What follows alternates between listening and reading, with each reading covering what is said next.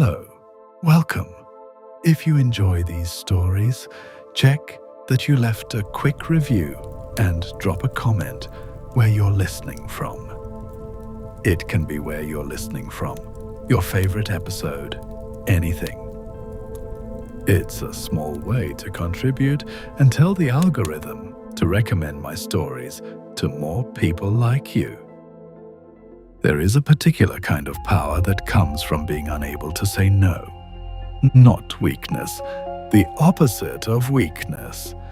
Picture for a moment an organization of thousands of the most educated men alive. Mathematicians, astronomers, men who spoke a dozen languages, scattered across every continent Europe, and every one of them bound by a single promise, that wherever they were sent, they would go. Whatever they were told to do, they would do it. No hesitation, no appeal, no private opinion, held back for later. A body of thousands that moved like one hand. For 200 years, that promise made them the most feared institution on earth, the Pope's army. But there is a strange arithmetic hidden inside obedience. If a man truly cannot refuse, then whoever is his ruler holds all of them. The men in this story swore their obedience to a single person, the Pope. You can already see the problem. The most disciplined organization in the history of the world was not brought down by an enemy army. It was brought down by the one man it had sworn it could never disobey. Tonight, we examine the true story of how this army was built, and how, in the end, you kill one. Rome, the 21st of July, 1773. A private room inside the Quirinal Palace, the summer residence of the popes, high on the hill above the city. An old man sits at a writing desk.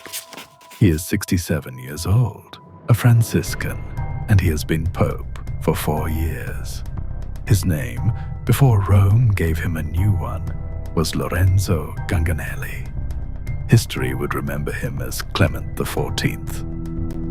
In front of him lies a document. It is not long, and for 4 years, he has done everything in his considerable power to avoid signing it. He picks up the pen, and his hand, witnesses would later say, is trembling. The document is called Dominus ac Redemptor, Lord and Redeemer. Read it, and you will notice something strange about it. It accuses no one of a crime. It names no heresy. It records no trial, produces no evidence, convicts no man of anything at all. Instead, it opens almost like a filing clerk's memo, with a tidy list of old religious orders that earlier popes had quietly dissolved over the centuries. Orders no one now remembers. Orders whose names have simply gone. And into that same drawer, that same forgotten cabinet of things the church has swept away, this brief files the Society of Jesus. The Jesuits. At that moment, the richest, most learned, most globally embedded religious order on the face of the earth. Roughly 23,000 men, teachers, missionaries, scientists, the confessors of kings, spread from the courts of Europe to the jungles of Paraguay, to the imperial city of Beijing, an institution 233 years old. The brief offers a single reason for erasing all of it. Not guilt, not scandal, just peace. The peace of the church, it says, cannot be restored so long as the society continues to exist. He signs, and within a matter of weeks, 23,000 men are stripped of their vows, their houses, their schools, their missions, and their name. Now, here is the thing that should stop you. An organization that size, that wealthy, that clever, that deeply woven into every Catholic court in Europe, how do you make it simply cease to be? You cannot arrest 23,000 men. You cannot outfight them. Some of them command loyal militias on the other side of the world. You cannot outvote them, outspend them, or out-argue them. No one ever could. So how exactly do you kill an army like that? That is the question this whole story turns on. Hold on to it, because the answer is the strangest part of all. But let me show you the second image first, because the story does not end with the signature.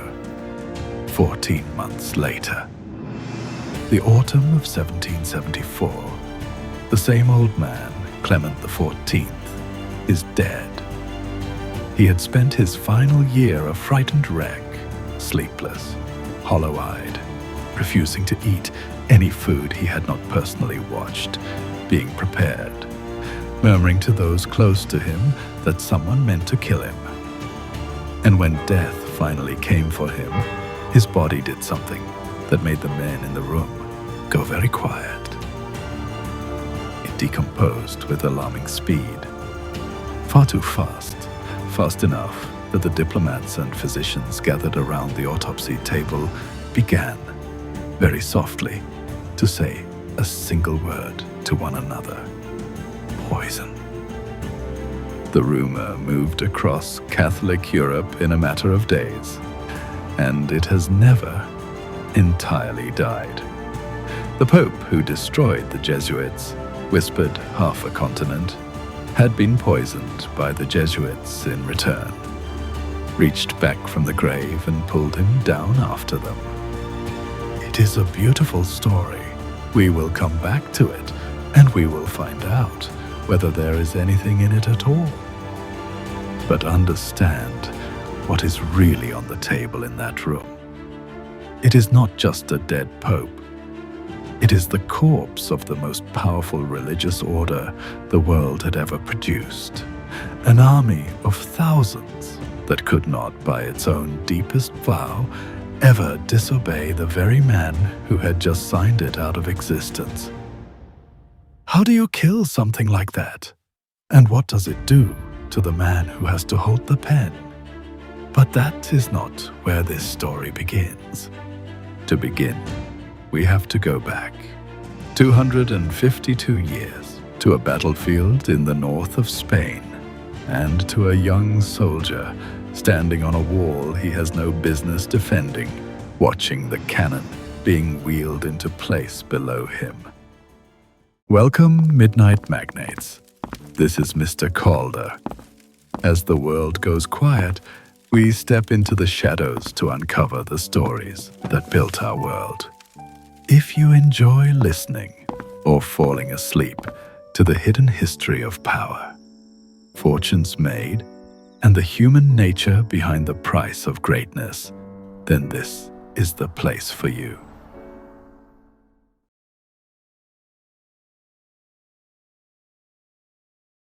The document that ended it all was signed by a pope in a palace with a trembling hand. But the story it ended began nowhere near a palace. It began on a wall with a soldier who refused to surrender a fort that everyone around him already knew was lost. His name was Íñigo López de Loyola. And to understand everything that came after, the vow, the empire, the signature, you first have to understand that he was, in his youth, not a holy man at all. Far from it. He was vain. He was ambitious. He was hungry in that specific, gnawing way that minor noblemen tend to be hungry for glory.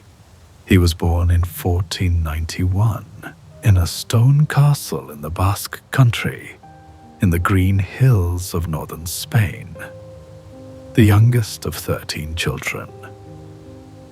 Now, 13th of 13 is not a comfortable place to be born into a noble family. There is very little land left to inherit by the time they get to you, and very little money. What there is mostly is a name. And the name in that world was capital, but only if you could turn it into something. Reputation, rank, the favor of a great house. So the boy was sent off to make his way. He became a page and then a courtier in the household of a powerful man, Juan Velázquez de Cuellar, the treasurer of Castile. And here, Inigo learned the trade he truly loved, not soldiering exactly, the performance of it. He learned to carry a sword and to use it. He gambled. He dressed extravagantly. He nursed feuds over points of honor. He read chivalric romances, the knights, the quests, the impossible ladies, and he seems to have more or less believed that he was living inside one. By his mid-20s, he was a knight in service to the Duke of Nájera, the Viceroy of Navarre. He was exactly the kind of young man the age produced by the 1000. Courageous, touchy, convinced that his destiny was written in feats of arms. And then, in the spring of 1521, his destiny arrived, though not in the shape he had imagined. Spain and France were at war, as they nearly always were, and the prize this time was Navarre, that stubborn little kingdom straddling the Pyrenees that both crowns wanted. A French Navarrese army came sweeping down and laid siege to the citadel of Pamplona, where Inigo and a small Spanish garrison were dug in. Here is the moment. This is the one to watch. Because the professional soldiers in that citadel, the men who did this for a living, who had seen sieges before and knew exactly how they ended, took one look at the size of the army below them and reached the sensible conclusion. The position was hopeless. The walls were weak, the numbers were absurd, and there was no relief coming. So they proposed to do the thing professionals do when a position is hopeless. Surrender, negotiate terms, live to fight another day. And one man argued them out of it. Inigo, the knight, the courtier who had read too many romances.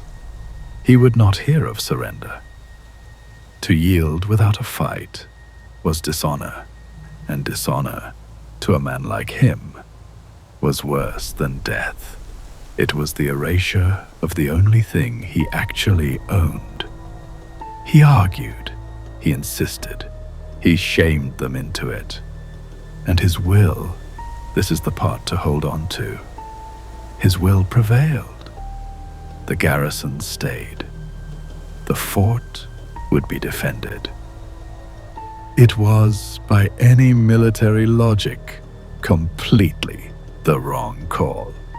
And I want to be fair to those professional soldiers, because they were right, and it is worth pausing on what it means that they were right. They understood their situation perfectly. The one man who understood it least, who let pride override every practical consideration, who insisted on the grand, doomed gesture, that man got his way. And that man would, out of the wreckage of this exact decision, one day build one of the most powerful institutions in the history of the world. But not yet. First, the wall. On the 20th of May, 1521, the French guns opened up on Pamplona. The bombardment went on for hours, some 6 hours by the accounts. Inigo was up on the ramparts, where a knight was supposed to be when a cannonball found him. The stories vary in their details, as stories of a single terrible second always do. The most commonly repeated version has the ball striking the stone wall and ricocheting, passing between his legs, shattering the right leg completely and tearing a deep wound into the left with a fragment of the masonry it had smashed. Whatever the precise mechanism, the result was not in doubt. His legs were destroyed. He went down on the rampart, and the fight went out of the defenders with him. The citadel fell within hours, and now the small, strange grace note that the whole future turned on. The French, who had just taken the fort, did not take Inigo prisoner. They had watched him. They knew who he was, the one who had refused to yield, the one whose stubbornness had cost them the trouble of the assault. And soldiers, then as now, respected exactly that. So instead of hauling him off to a prison, his enemies had him bandaged, laid him on a litter, and carried him carefully over rough roads for many days, back to his family castle to recover. An honor, a courtesy between fighting men. They were, in effect, delivering him home to become someone the world had no name for yet. Because the man they carried up into that castle was, by every measure he had ever cared about, finished. A knight is his body, his balance, his stride, his silhouette on a horse, his ability to fight. Inigo's body was ruined. The courtier, the soldier, the future he had spent 30 years constructing out of a 13th son's thin inheritance. All of it had been sitting on that wall, and the cannonball had taken all of it at once. He did not know that yet. He was too busy trying to survive. And the men who were about to try to save him, the surgeons, were, without meaning to, about to do something to Inigo López de Loyola far more violent than anything the French had managed. The cannonball had only broken his leg. The surgeons were going to break it again.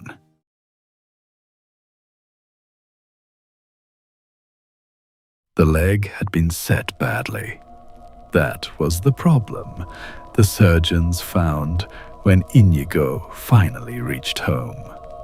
Somewhere along the journey, or in the first rough field treatment, the shattered bones of his right leg had been pushed back together crooked, and they had begun to knit that way, which meant there was only one thing to be done if he was ever to walk properly again. They had to break it open a second time, pull the bones apart, and reset them without anesthesia, because there was no such thing. By the traditions handed down about his recovery, and I'll say plainly that these come to us through his later followers rather than any surgeon's ledger, so hold them a little loosely. He went through this ordeal not once, but across 3 separate operations. 3 times they went into that leg, and the man endured it, we are told, in near silence, clenching his fists, refusing to cry out, not out of holiness. He had no holiness yet. He endured it out of vanity, the same vanity that had put him on the wall, because after the bones were reset, a knob of bone still protruded below the knee, an ugly lump that would show beneath the tight hose of a courtier's leg. And Inigo could not bear that. So he ordered the surgeons to saw the protruding bone off. And then, when the leg had healed shorter than the other, he had it stretched mechanically, agonizingly, to reduce the limp that would otherwise mark him. None of it fully worked.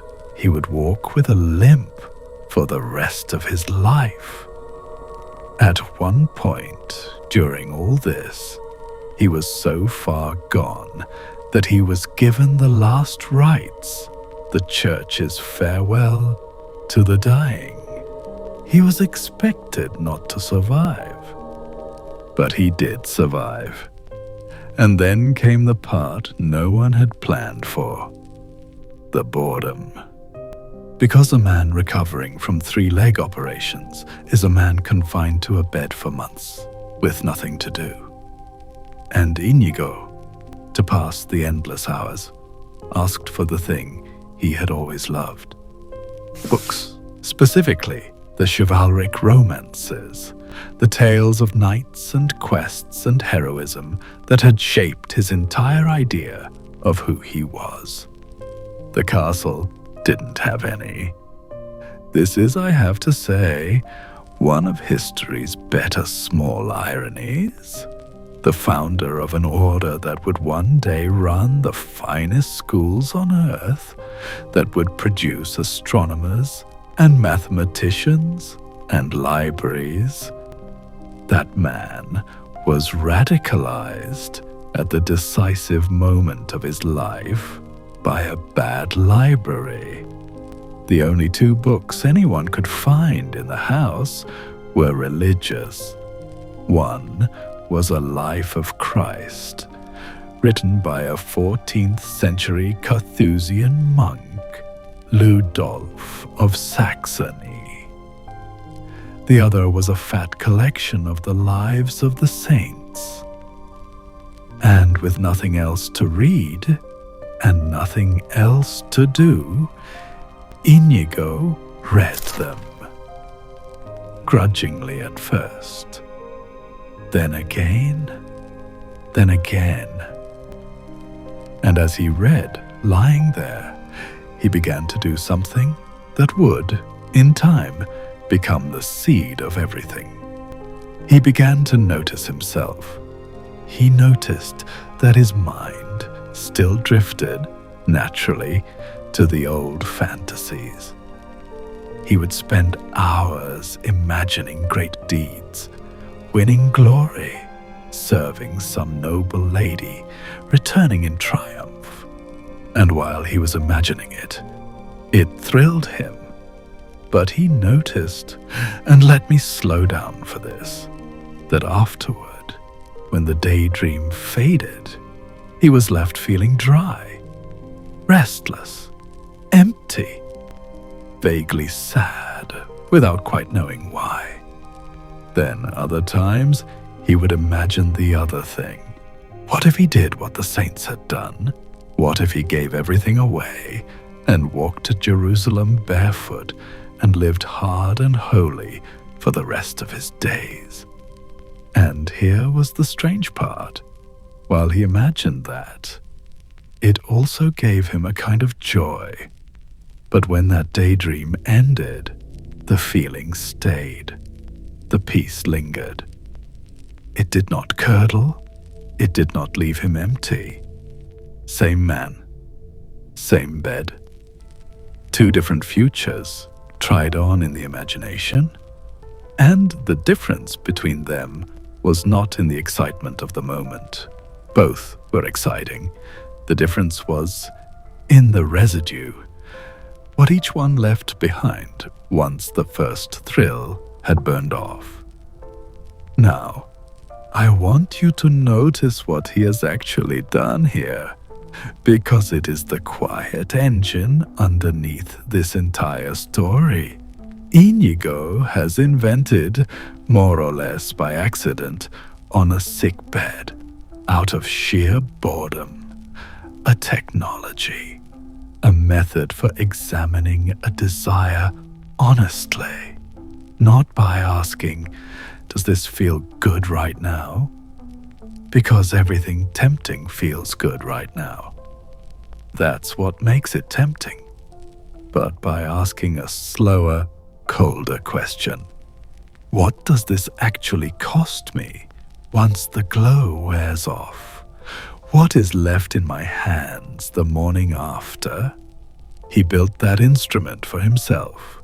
First, to sort out his own soul. Then he would give it to his followers and teach them to run the same test on their own hearts. And his followers eventually would give it to the Pope. And the Pope, one day, would use that very instrument to weigh the fate of the men who had handed it to him. But that is a long way off.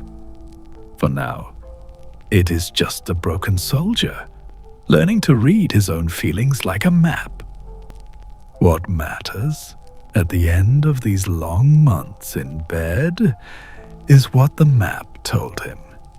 It told him the old life was the empty one, and so he decided, with all the stubbornness he had once spent on defending a doomed fort, to change everything. But here is the thing people miss about that decision. He did not stop being a soldier. He did not become gentle, or passive, or mild. The temperament that had argued a garrison into a hopeless fight did not soften. It simply found a new commander. The absolute devotion, the appetite for a grand and total cause, the instinct to give himself over completely to something larger and obey it without reservation, all of that survived the cannonball perfectly intact. He did not abandon the soldier. He swapped commanders, and the new one he had decided would be the highest commander there was. The moment he could ride again, he left, not for court, not for the army.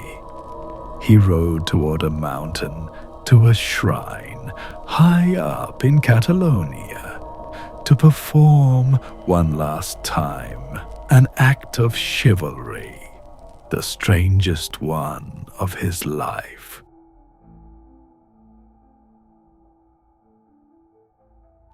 The mountain was Montserrat, a jagged, serrated ridge of rock in Catalonia, crowned by a Benedictine monastery, and famous across Spain for one thing above all. Inside it sat the Black Madonna, a dark, ancient carved image of the Virgin that pilgrims came from everywhere to kneel before. Inigo came to kneel before her too, but not quite as an ordinary pilgrim. He came in his mind as a knight, because there was a ritual in the chivalric world he had lived inside, the Vigil of Arms.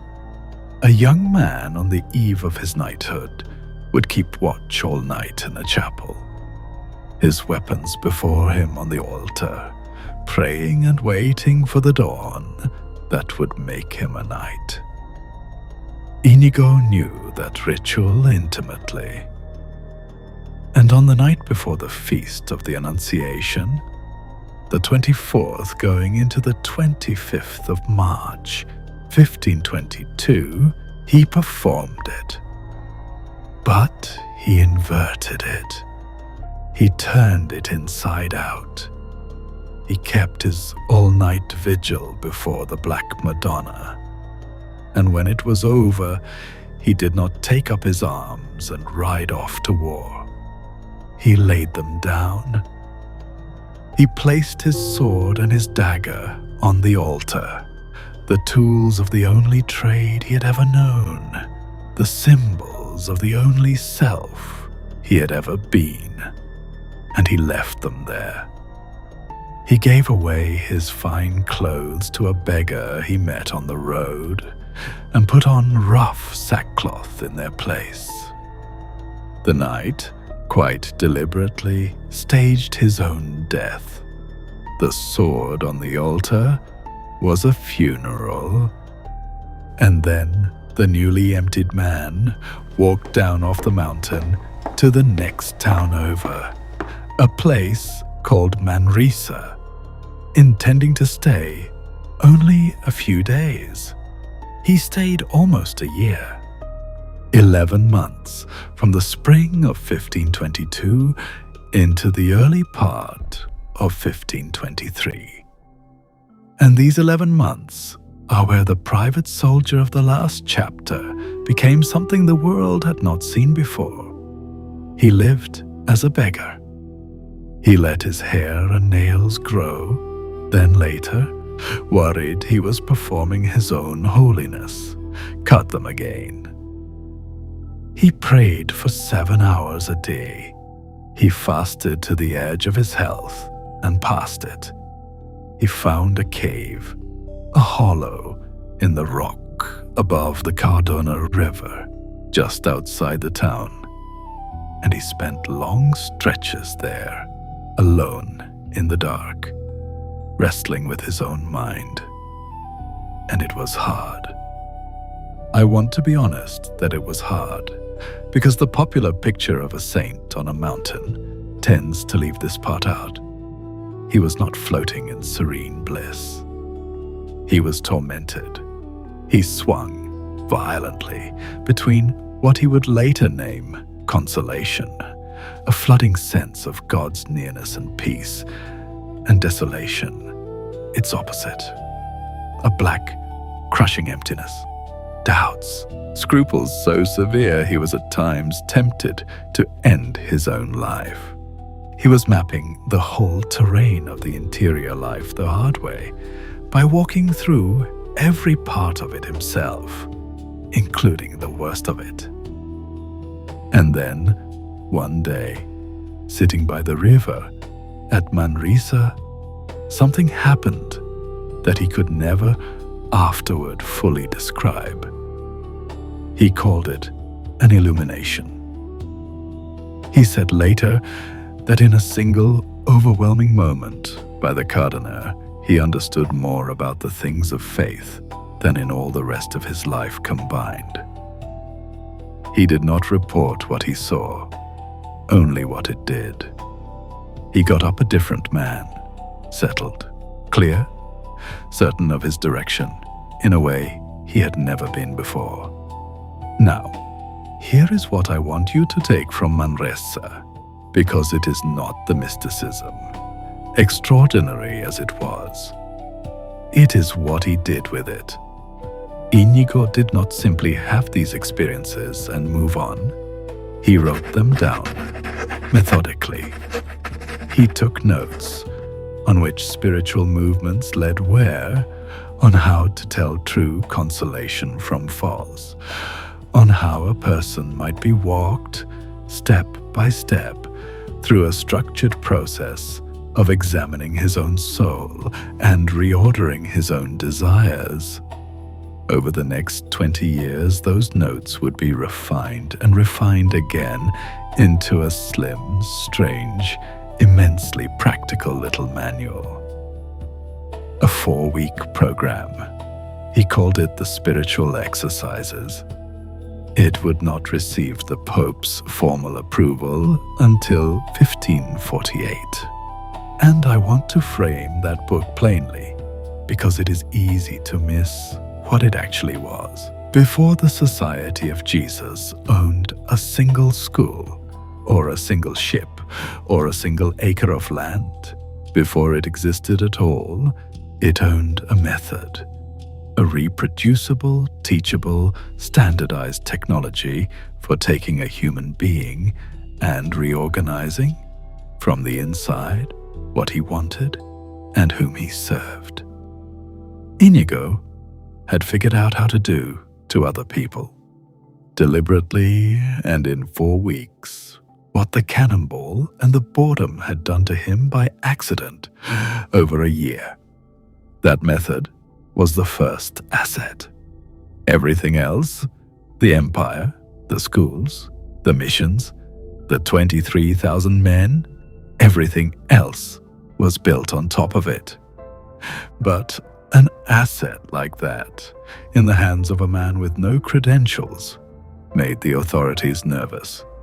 Very nervous. Because once Inigo left Manresa and began, haltingly, to teach, to gather little groups of people, mostly women at first, and lead them through his exercises and talk to them about the movements of their souls, he ran headlong into a question he could not answer. He tried studying. He went to Alcalá, then to Salamanca, chasing an education. And in both places the Spanish Inquisition took an interest in him. Not because he was teaching heresy. They examined his ideas and found nothing wrong in them. That was almost the trouble. Here was an unschooled layman, no degree, no ordination, no license, gathering followers and instructing them on the deepest matters of the interior life. And the Inquisition kept asking him, in effect, the one question he had no answer to. Who authorized you? By what authority does a limping ex-soldier with no theological training presume to guide souls? They jailed him briefly, more than once.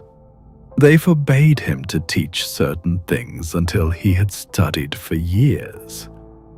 They were not cruel about it, particularly. They were simply doing the thing institutions do to a gifted freelancer. They were asking to see his papers, and he had none.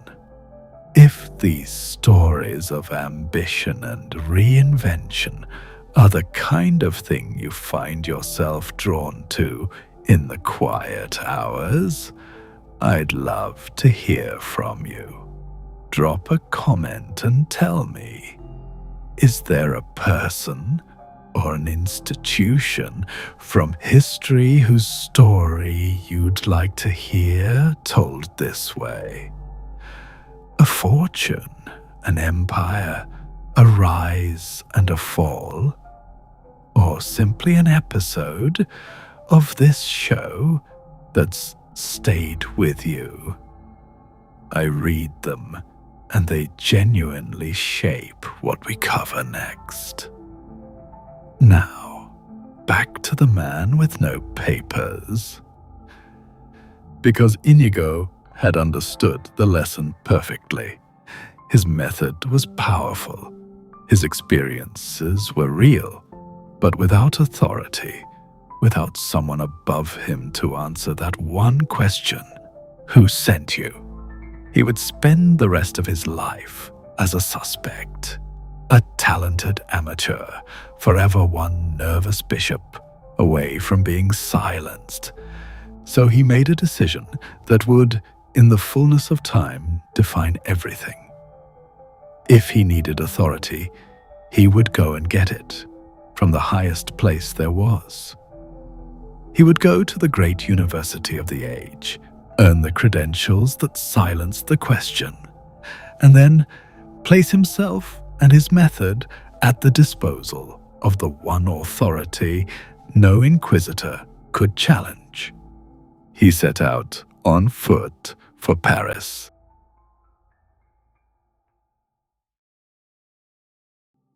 He arrived in Paris in February of 1528, and here the story slows down and becomes for a while almost ordinary.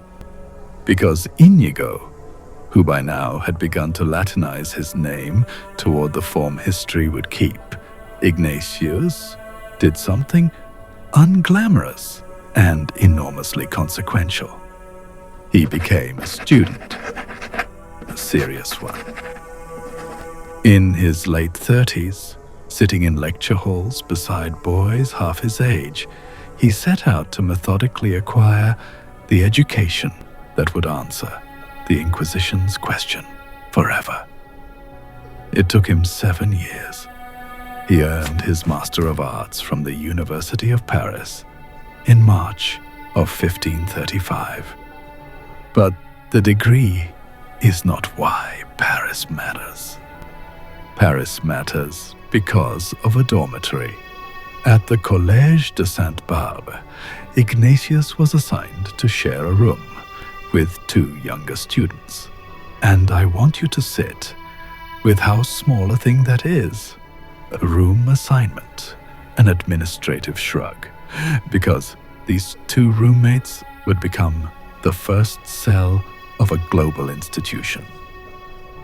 The first was a gentle, brilliant young man from Savoy named Pierre Favre, Peter Faber, who would become the first ordained priest of the group, and, by all accounts, its warmest soul. The second was trouble.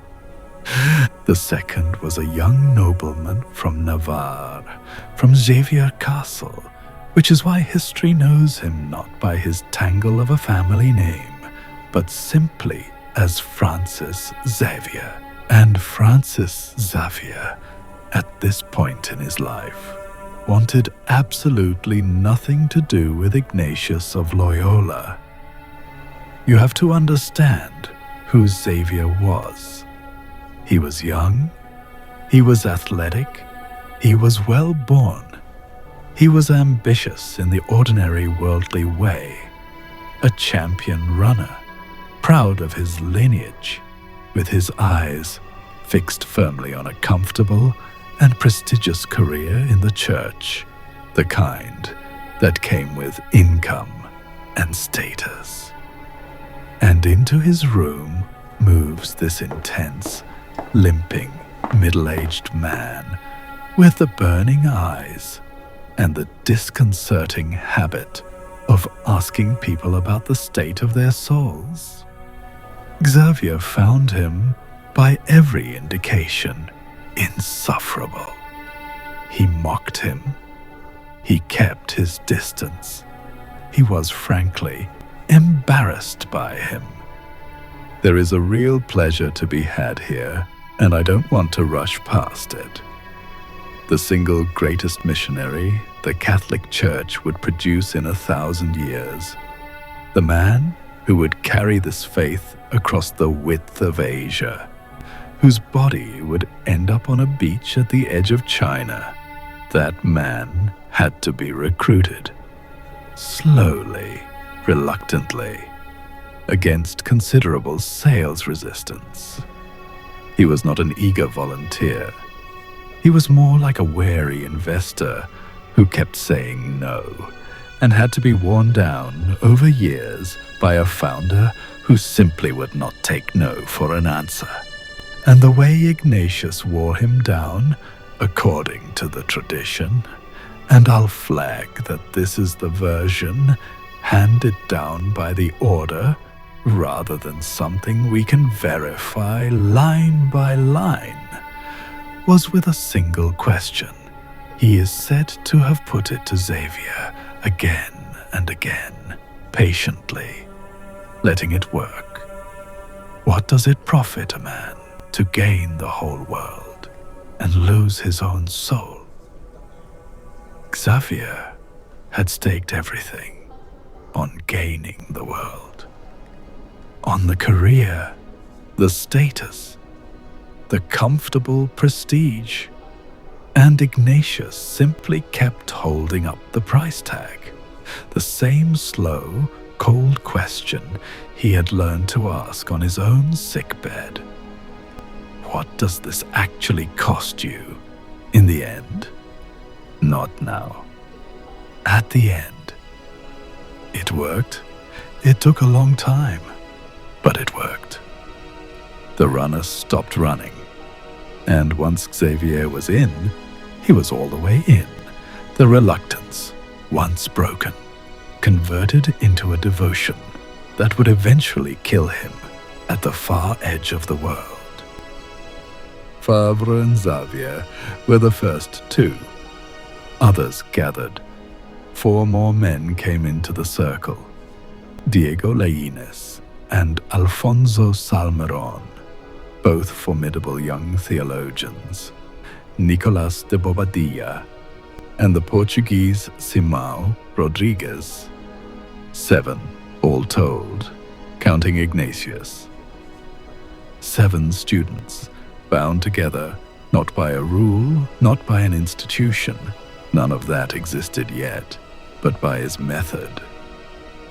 He led each of them through the spiritual exercises. He ran the technology from Manresa on all of them, one by one. And it took. And so, on the 15th of August, 1534, the Feast of the Assumption, the 7 of them climbed a hill north of the city to the little village of Montmartre and slipped into a small chapel there. Favre, the only one yet ordained, said Mass, and the 7 men made their vows. Now, listen closely to what they actually vowed, because there is a detail here that is easy to miss and impossible to overstate. They vowed poverty. They vowed chastity, standard enough. And then they added a shared, specific plan for their lives. They would go to Jerusalem together.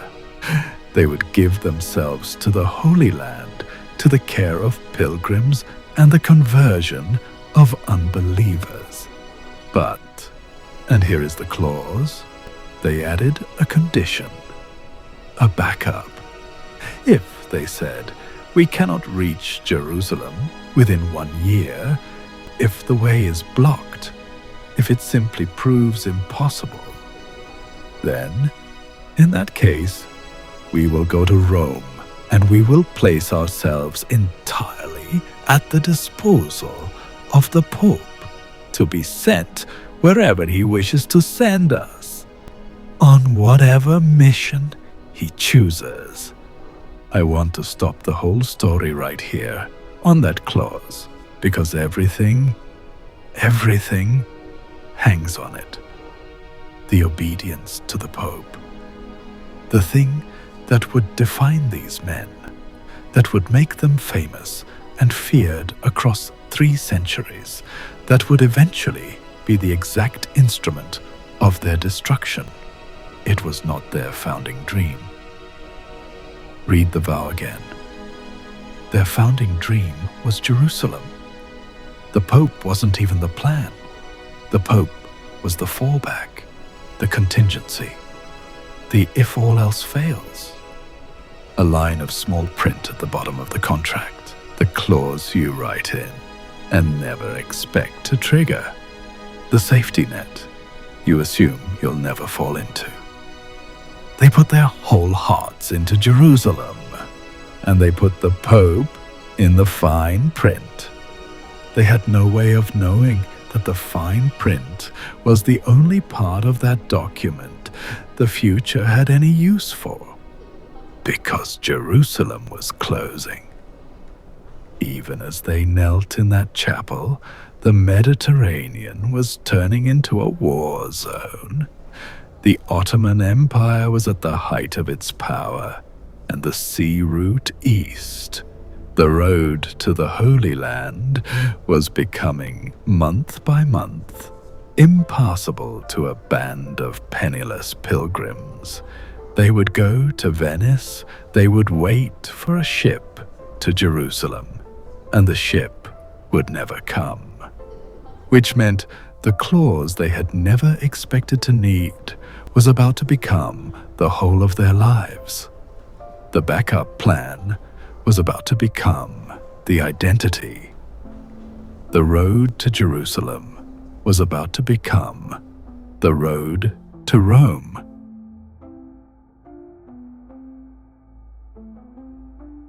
They waited in Venice for the better part of a year, watching the horizon for a ship to the Holy Land that the war would never let sail. They put the time to use. Most of them were ordained as priests there in the summer of 1537, Ignatius among them. But the message from the sea was unmistakable. Jerusalem was closed. The 1-year clause had run out, which left them holding the fine print. So they did what the vows said to do. They turned toward Rome, toward the fallback, the Pope, the if all else fails. And on the road there, at a small chapel in a place called La Storta, just outside the city, Ignatius had a vision that seemed to confirm the whole strange redirection, a sense of God placing him with Christ, and a promise that things would go well for them in Rome. Whatever you make of the vision, the practical situation was plain enough. A band of gifted, educated, utterly committed priests with no home, no income, and no institution were about to offer themselves as a unit to the most powerful office in Christendom.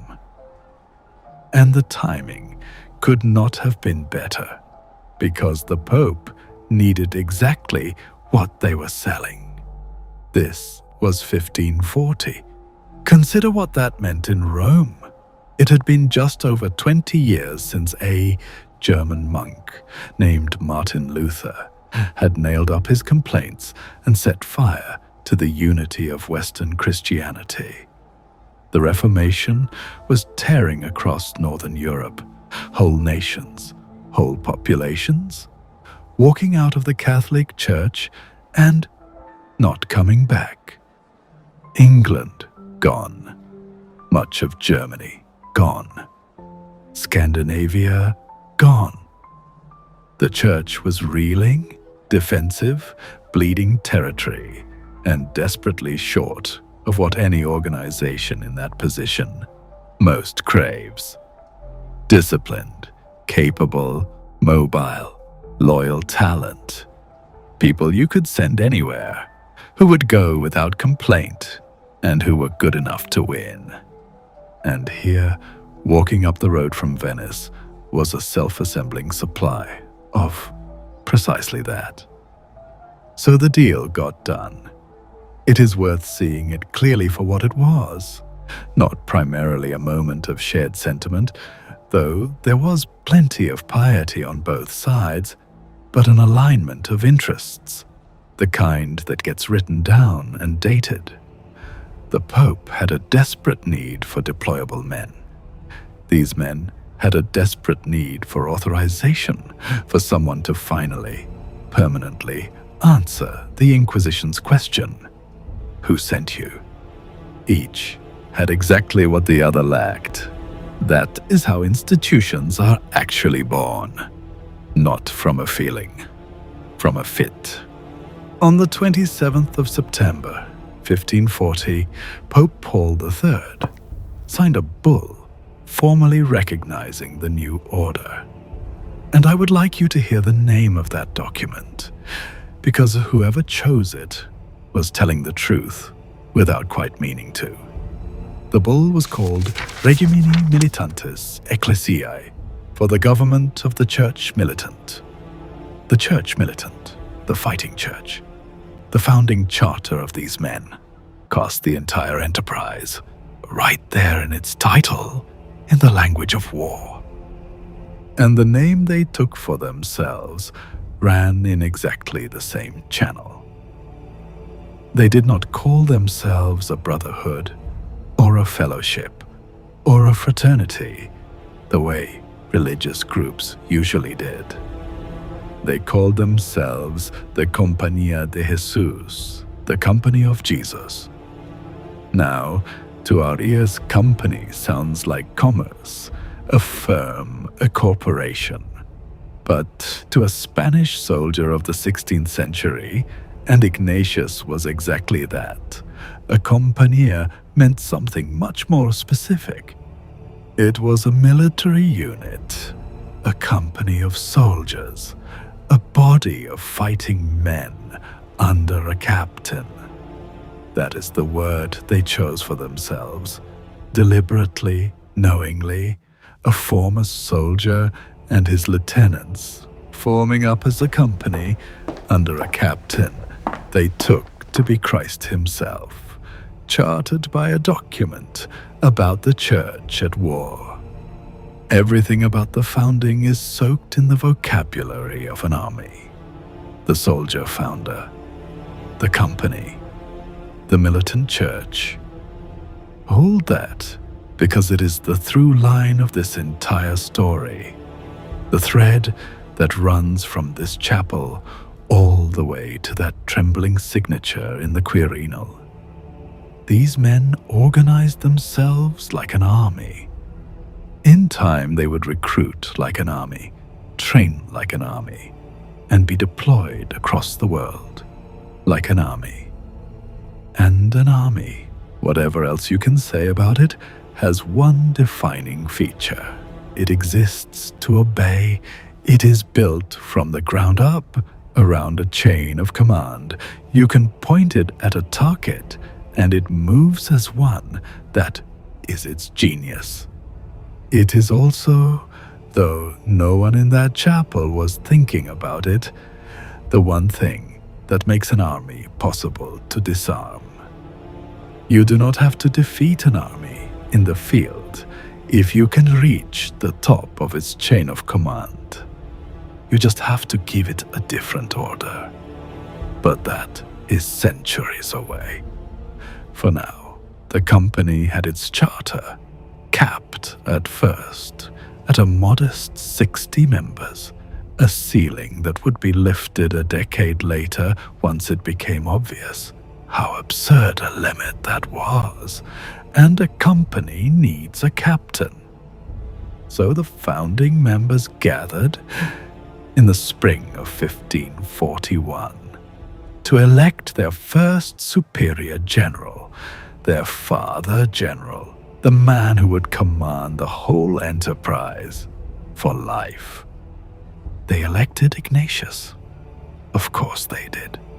Unanimously on the first ballot. And Ignatius refused. He would not take it.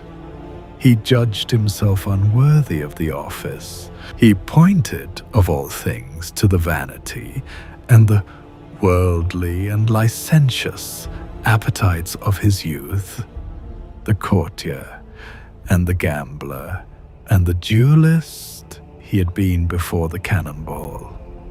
The man who had once argued a garrison into a hopeless last stand now would not accept command of 7 priests. They had to vote a second time, days later, to press it on him again before he finally, reluctantly, bowed his head and accepted. The sources even disagree slightly on the exact day he gave in. Some say the 2nd of April, some the 13th. A small uncertainty. It hardly matters. What matters is that he accepted. He became the first general of the Company of Jesus, and he would hold that command until the day he died, in the summer of 1556. The company was incorporated. It had a charter, a captain, a name drawn from the barracks, and a chain of command, reaching all the way up to the throne of the Pope. It had everything an institution needs to begin. What it did not yet have was its constitution, the internal rule book, the fine architecture of how this company would actually be governed and bound together.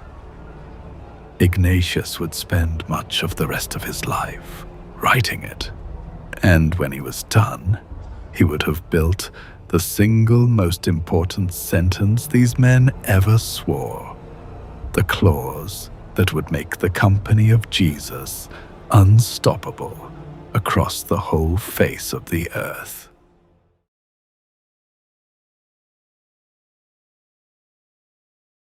For the last 15 years of his life, Ignatius almost never left Rome.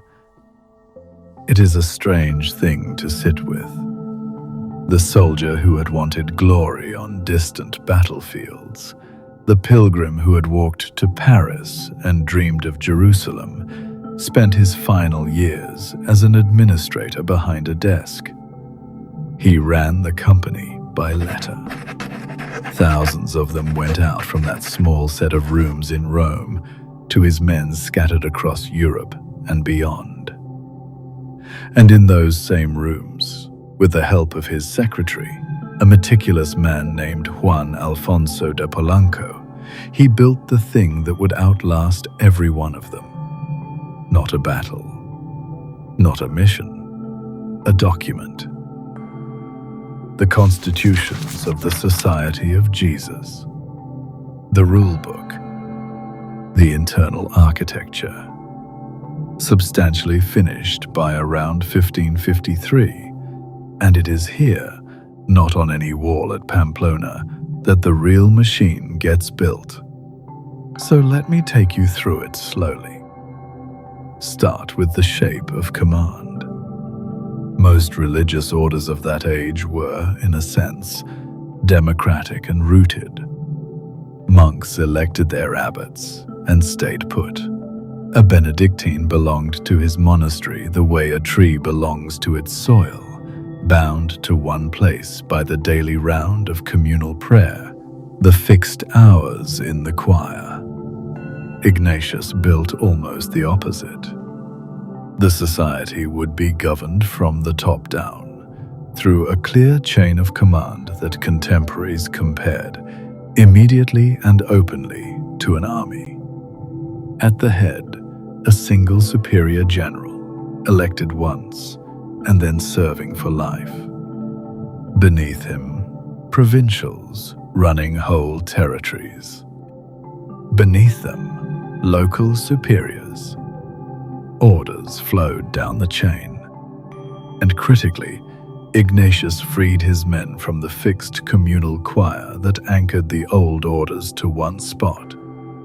A Jesuit had no cell he belonged to, no stall in a particular chapel he had to fill every day. He could be picked up and set down anywhere on short notice and lose nothing essential in the move. Think about what that produces. A body of men with no roots to tear up, arranged in a single chain of command, trained to a uniform standard, which is to say, a force you can deploy. Point it, and it goes. There is nothing to hold it in place, except the word of the man at the top. And then, at the center of the whole design, Ignatius set the single most distinctive vow in the history of religious life. The ordinary Jesuit, like any monk, took the three usual vows: poverty, chastity, obedience. But the fully professed among them, the priests admitted to the highest grade of the order, took a fourth, a special, additional vow of obedience, not to the general, not to their local superior, but directly to the Pope himself, personally, regarding missions. The Latin phrase in the constitutions is circa missiones, concerning the sending. Its meaning is precise and staggering. A professed Jesuit vowed in advance that the Pope could send him anywhere on earth, at any time, for any purpose, and he would go. No notice required. No reason owed.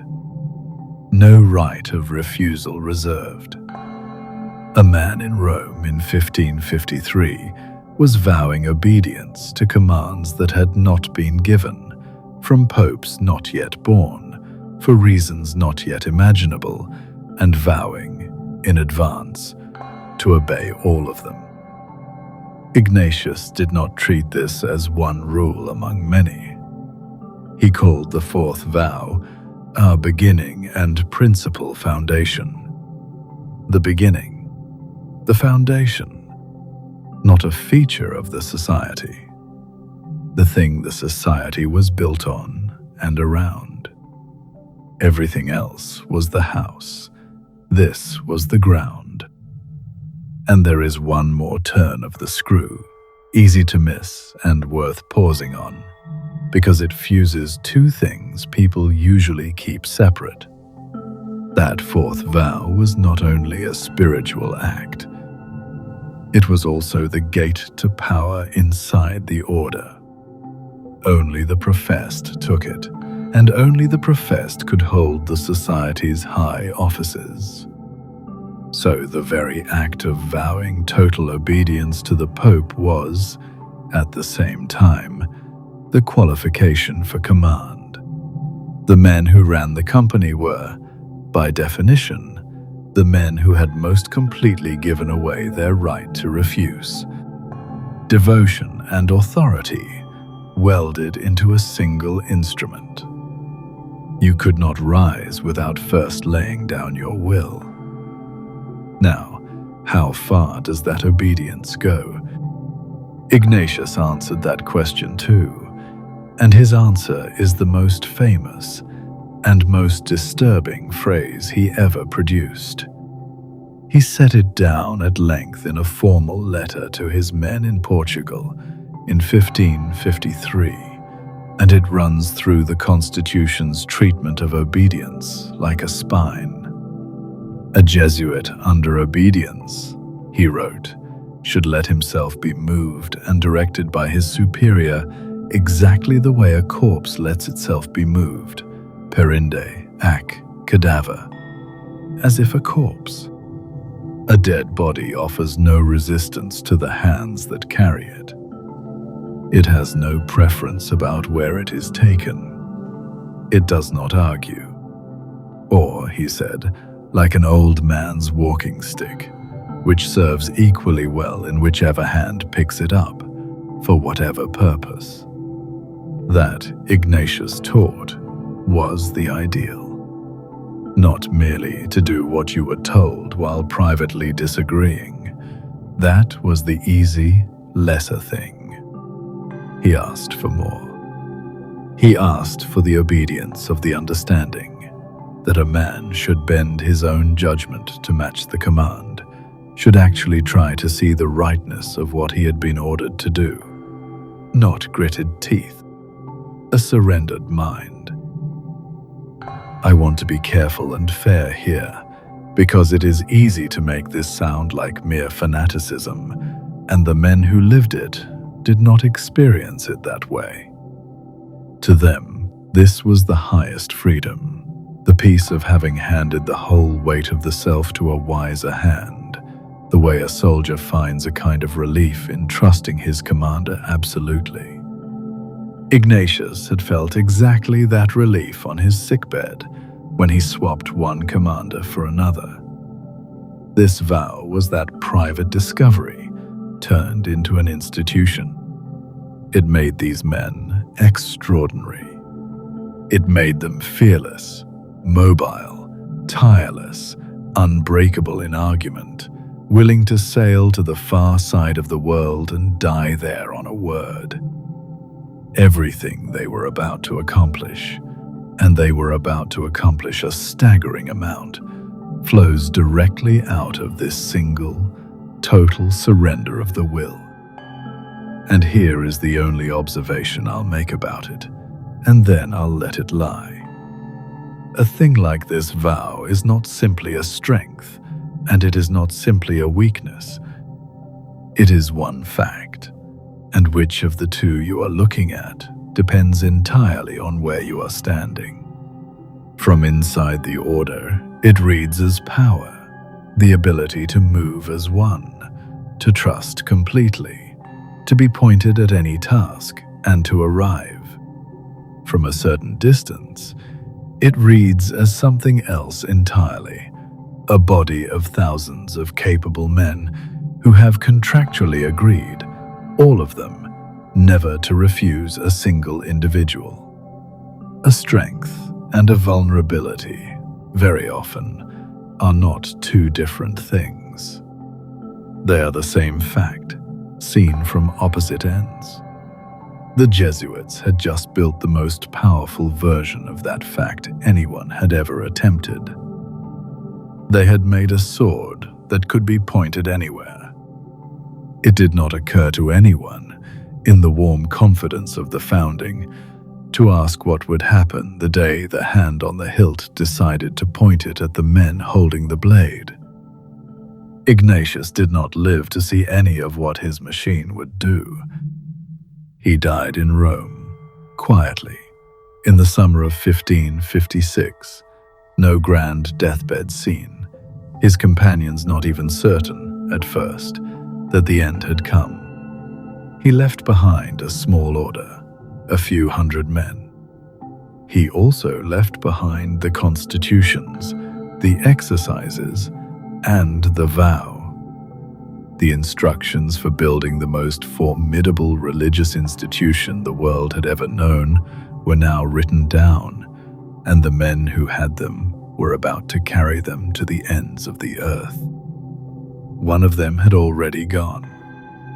He had gone years before on the Pope's word, and by the time Ignatius died, he was lying in a shallow grave on an island off the coast of China, having obeyed himself, quite literally, to death.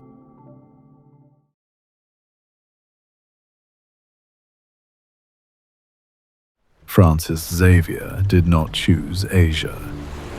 Asia was chosen for him by other men, and he obeyed. That is worth saying plainly, because the romance of the story tends to swallow it. We picture the great missionary burning with a private vision of the East, setting his own course toward it. The truth is more revealing than that. The King of Portugal wanted Jesuits for his new empire in the Indies and asked the Pope, and the request came down through Ignatius, and a man who had been assigned to go fell ill. So Ignatius turned to Xavier, the reluctant roommate, the runner who had once found him insufferable, and told him, in effect, tomorrow. And Xavier, who had taken the vow, packed a single spare cassock and some papers overnight and left the next morning. He never saw Ignatius or Europe again. Think about the sheer distance that one word covered. Xavier sailed from Lisbon in the spring of 1541, and the voyage alone nearly killed him. 13 months at sea, scurvy, storms, the ship a floating sick room. He landed at Goa, on the western coast of India, in May of 1542. And from there, he simply kept going, east and east and east, for the rest of his life. The fishery coast of southern India, baptizing among the pearl divers, the Moluccas, the Spice Islands, the far edge of the known map, and then a chance meeting in Malacca with a Japanese fugitive named Anjiro, who told him of a whole sophisticated civilization further east still, and Xavier's course bent again, toward a country almost no European had seen.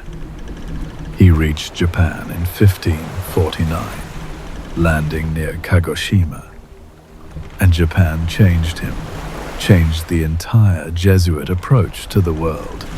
In fact, because Xavier had arrived, at first, the way missionaries usually arrived, ready to preach hard, condemn the local error, and convert by force of conviction. Japan humbled that out of him. He found a culture that was ancient, literate, proud, and intellectually formidable. A place where a ragged foreigner denouncing everything was not impressive but embarrassing, where the educated classes asked hard questions and expected real answers. And Xavier drew the lesson that would define Jesuit missions for the next 2 centuries. To win a sophisticated culture, you could not come as a barbarian with a crucifix. You had to come as a scholar. You had to learn the language, honor what could be honored, meet the elite as equals, and earn your way in through knowledge and respect rather than force. A accommodation. It is the single most important strategic idea the Order ever had in the mission field, and Xavier found it by failing first. But Japan kept pointing him somewhere else. Again and again, the Japanese he spoke with told him the same thing: the source of civilization, the country whose learning Japan itself revered, was China. Convert China, the logic ran, and everything else would follow. And so Xavier, now in his mid-40s, worn to the bone by a decade of travel that would have killed most men 3 times over, set his face toward the one country that would not let him in. China, at that moment, was sealed, closed to foreigners on pain of death. And Xavier, who had crossed half the world on a word, could not cross the last few miles of water. He got as far as a small, barren island called Shangshuan, just off the Chinese coast, close enough to see the mainland. And there he waited, in a crude shelter, for a smuggler who had been paid to carry him across in secret, and who, in the end, never came. He fell ill. The fever took him on the 3rd of December, 1552. He died on that island, in sight of the country he had given the last of his strength to reach, and never touched. He was perhaps 46. They buried him there in the sand, with a heap of quicklime and stones, and marked the spot. Now, hold the reluctant roommate against the man who died on that beach. The young nobleman from Chapter 4, who wanted a comfortable, prestigious church career and could not stand the intense, limping stranger sharing his room. That man became, by any measure you like, the most traveled human being of his entire century. Tens of thousands of miles. India, the Spice Islands, Japan, the frontier of China. There is a real irony in it, and it is the kind this story keeps producing. The person most resistant to the vow ended up carrying it further than anyone alive. The obedience he had fought hardest against took him the farthest. In 60 years, the Order would go from a handful of men to hundreds working in Asia alone.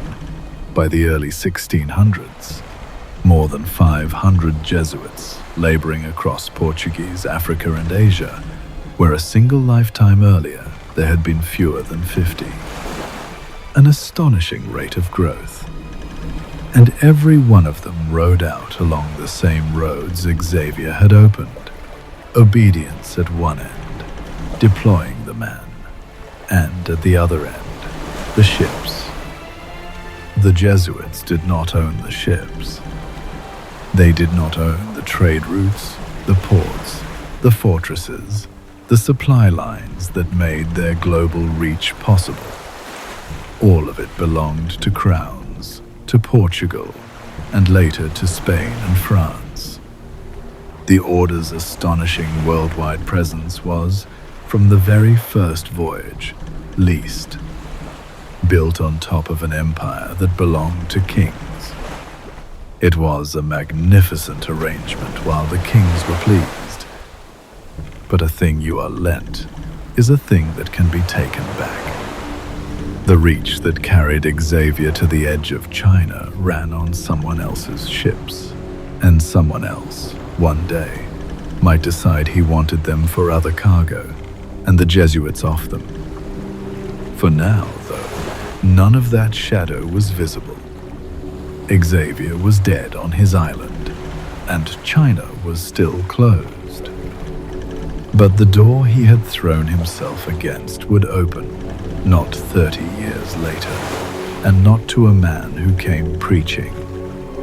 It would open to a man who came dressed as a Chinese scholar, carrying a map of the world and a book of geometry, and who understood better than anyone before him, exactly what Xavier had learned too late.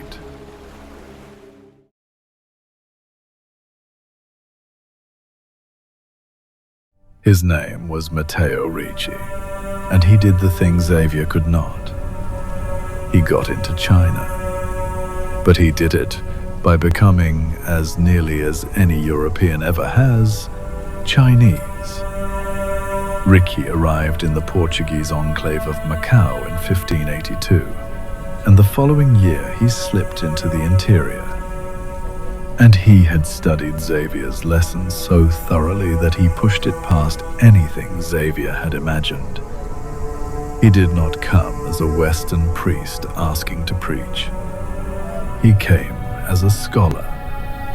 He set out to master literary Chinese, one of the most difficult intellectual feats a foreigner could attempt, and not just to speak it, but to read and write the Confucian classics, the ancient canonical texts that every educated Chinese official had spent his life memorizing. He dressed, eventually, in the silk robes of a Confucian literatus. He grew his beard long in their fashion. He learned the elaborate etiquette of the scholar gentleman.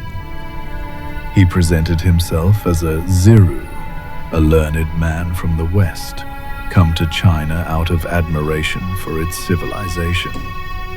And the Chinese elite, to their considerable surprise, found that they could talk to him. Because Ricci had brought something they wanted, not salvation that would come later, if it came at all. He brought knowledge, European mathematics, astronomy, geography, mechanics, and he used them as his passport. He worked slowly north over 2 decades, city by city, Zhaoqing, Shaozhou, Nanchang, Nanjing, building a reputation as a brilliant and courteous foreign scholar, until, at last, in the winter of 1601, he was permitted to enter Beijing itself and granted a stipend from the imperial treasury. He never actually met the Wanli emperor face to face. Few did, but he lived out his life in the capital, an honored resident of the Forbidden City's orbit. And when he died there in 1610, the emperor did something unprecedented for a foreigner. He granted a plot of ground inside Beijing for Ricci's burial. The Italian priest who had made himself into a Chinese scholar was laid to rest in Chinese soil by imperial favor. And the tools he had won it all with are worth savoring, because there is a real delight in them.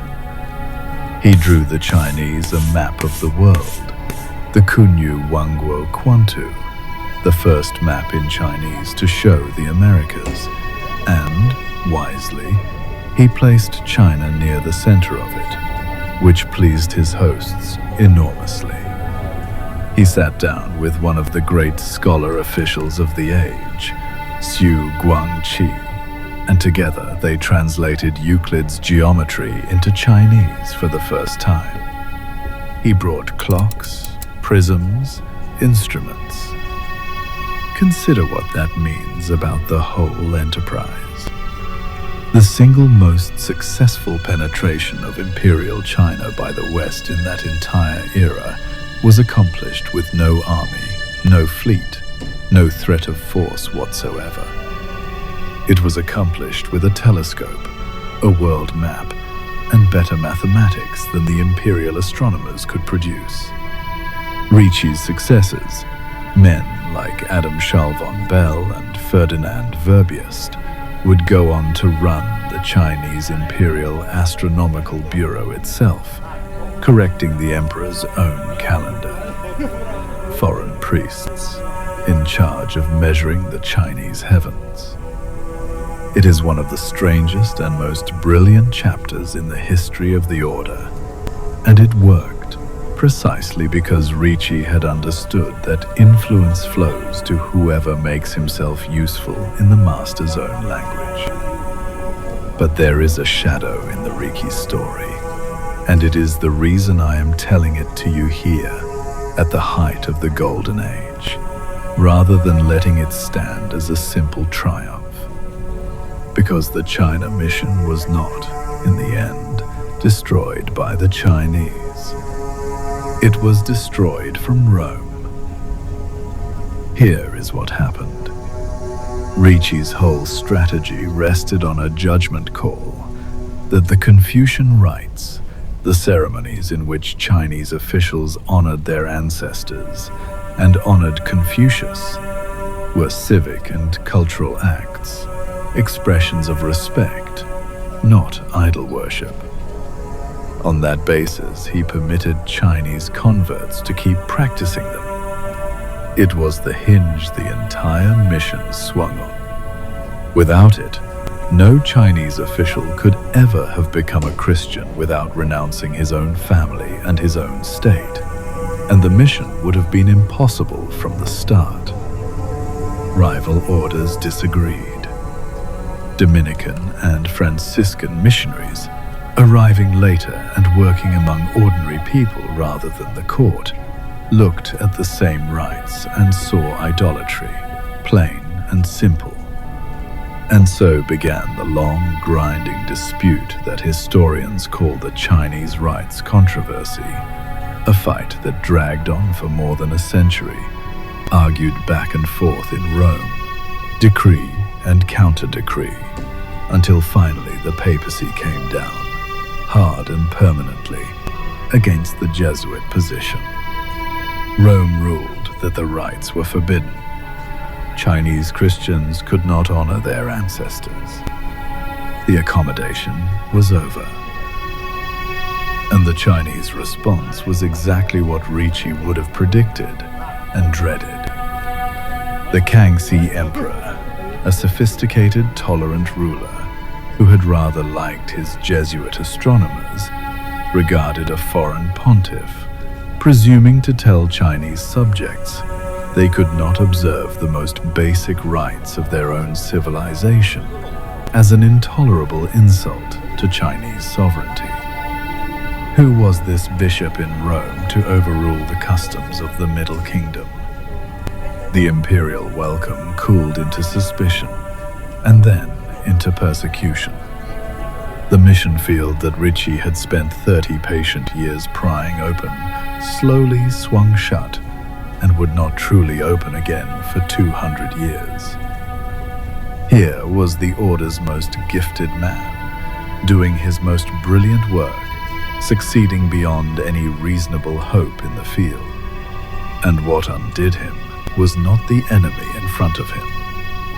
It was a decision made far above his head, by authority he was bound to obey, in a city thousands of miles from the problem, an authority that did not have to live with what its ruling would cost.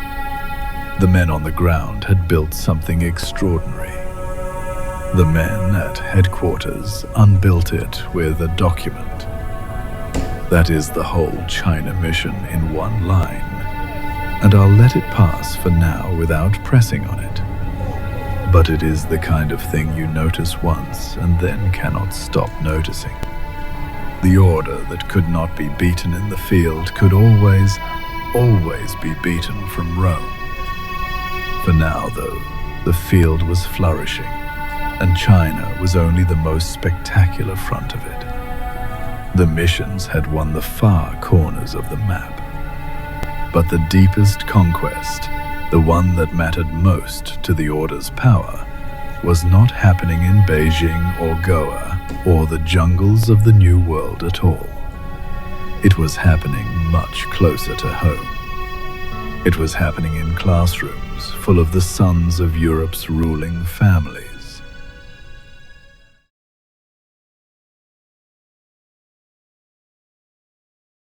The Jesuits did not originally set out to be schoolmasters. It happened almost by accident. They opened a college at Messina, in Sicily, in 1548, partly to train their own recruits, and admitted a few local layboys alongside them. The schools were popular. Then they were in demand. Then they were everywhere. And within 2 generations, the order that had been founded to serve the Pope's missions had become, quietly, the most important educator in the Western world. By 1599, they had done to teaching what Ignatius had done to the spiritual life. They had systematized it. In that year, the Society issued the Ratio Studiorum, the Plan of Studies, the first fully standardized, internationally uniform curriculum in the history of education. And the word uniform is the thing to fix on. It laid out 3 tiers of learning: years of grammar and rhetoric built on classical Latin and Greek, on Cicero and Virgil, then philosophy, grounded in Aristotle, then theology, built on Thomas Aquinas. It specified the textbooks. It specified the methods, the competitive recitations, the public debates, the school plays. And it specified them the same way everywhere. A boy in a Jesuit college in Portugal and a boy in a Jesuit college in Poland were reading the same authors in the same order, learning by the same techniques on the same schedule. The Society had built a single, exportable, high-quality product and stamped it out identically across a continent. The scale is genuinely hard to hold in the mind. From that first school at Messina to the order's suppression, the Jesuits founded on the order of 700 schools. Some counts run higher, past 800 worldwide by the end. Across Catholic Europe, the Jesuit college became simply where the sons of anyone who mattered were sent. And here is the part that made it more than a business. For lay students, the schooling was very often free.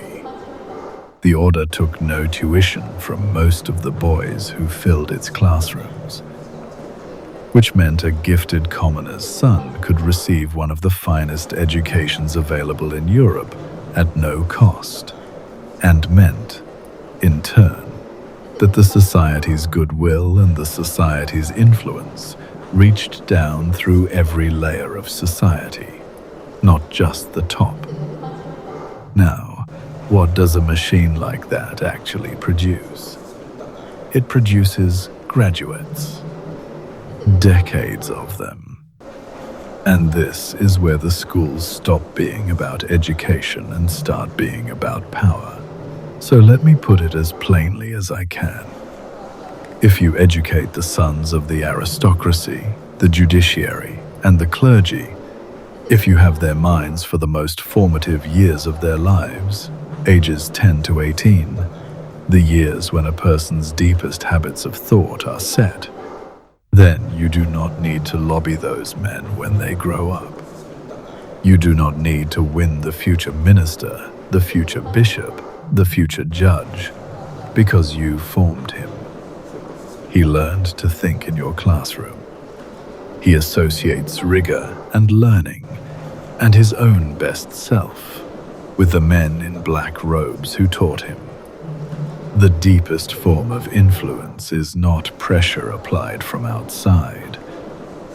It is a habit laid down from within, so early that it never feels like influence at all. It just feels like how the world is.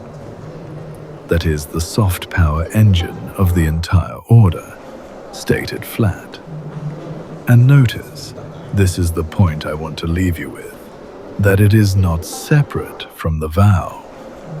It is the vow made into architecture. All of it, every school, every province, ran up the same single chain of command that ended at the general and, above him, at the Pope. The teachers were deployable men who could be moved from Lisbon to Vienna on a word. The curriculum was uniform because the authority behind it was uniform. The whole vast educational network was the fourth vow, poured into buildings and turned into an institution that spanned borders. And that word, network, brings us to the thing the title of this whole story is pointing at. Because people have always called the Jesuits a secret order, and it is worth being exact about what was and was not secret about them. There were no hooded assassins. There was no hidden dagger. That version is a fantasy. The real secrecy was something quieter, structural, and in its way far more unsettling to the powers of Europe. It was this: a Jesuit standing in the court of the King of France, or the King of Spain, or the Holy Roman Emperor, was a subject of that realm in appearance only. His true line of accountability did not run to the king whose bread he ate.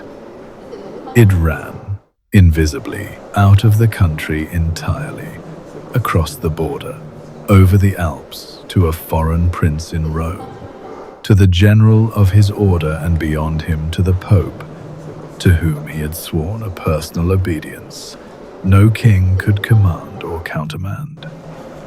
He belonged to a single, disciplined, cross-border organization that answered to no local crown, kept its own council, governed itself by internal rules the outside world could not see, and moved its men and its money across national lines on instructions no king was allowed to read. That is what secret actually meant. Not a conspiracy of murderers.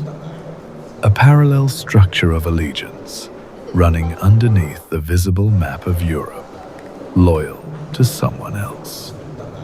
To every monarch on the continent, the Jesuits were a body of brilliant, useful, beloved men whose ultimate loyalty was, by solemn vow, to a power that was not him. For 150 years, that arrangement was an asset. The kings loved having them, the best schools, the best minds, the most capable servants in Christendom, and all of it a mark of a well-run Catholic realm. The very same fact, an unmatched network of the ablest men in Europe, bound by vow to a foreign sovereign and no other, is exactly what those same kings would one day look at and find that they could not sleep. But that is for later. For now, the machine simply hummed. And the men it produced were not only ministers and bishops. Some of them looked up from Cicero and Aquinas and turned their trained minds to the sky and began, calmly, to measure and name the heavens.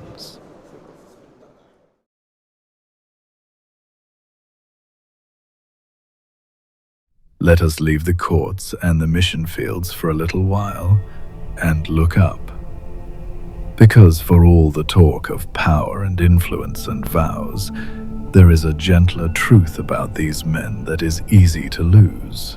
And it is simply this: a great many of them love to find things out. The same discipline that made a Jesuit deployable made him a formidable student. And the same curriculum that trained ministers of state also turned out, almost as a byproduct, some of the finest scientists of the age. For roughly 2 centuries, if you wanted to know the most advanced mathematics, or the newest astronomy, or the careful measurement of the physical world, there was a very good chance the man who could teach it to you was wearing a black cassock. Consider one of them, Christopher Clavius, a German Jesuit, a mathematician of the first rank, the man who anchored mathematics at the heart of the Jesuit schools. In the 1570s and early 1580s, Pope Gregory XIII assembled a commission to fix a problem that had been quietly worsening for over 1,000 years. The old Roman calendar had drifted, slowly, out of step with the actual heavens, until the date of Easter was sliding away from the spring where it belonged.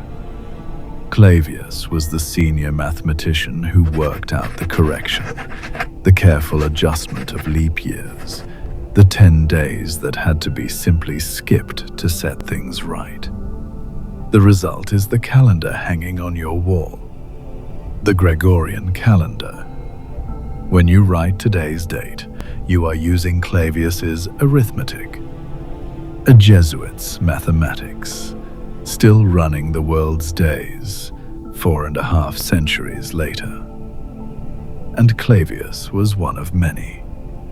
There was Christoph Scheiner, who studied the sun and independently observed the spots moving across its face. There was Roger Boscovich, who sketched, astonishingly early, ideas that reached toward the modern theory of the atom. There was Angelo Secchi, a pioneer of reading the light of the stars to learn what they were made of.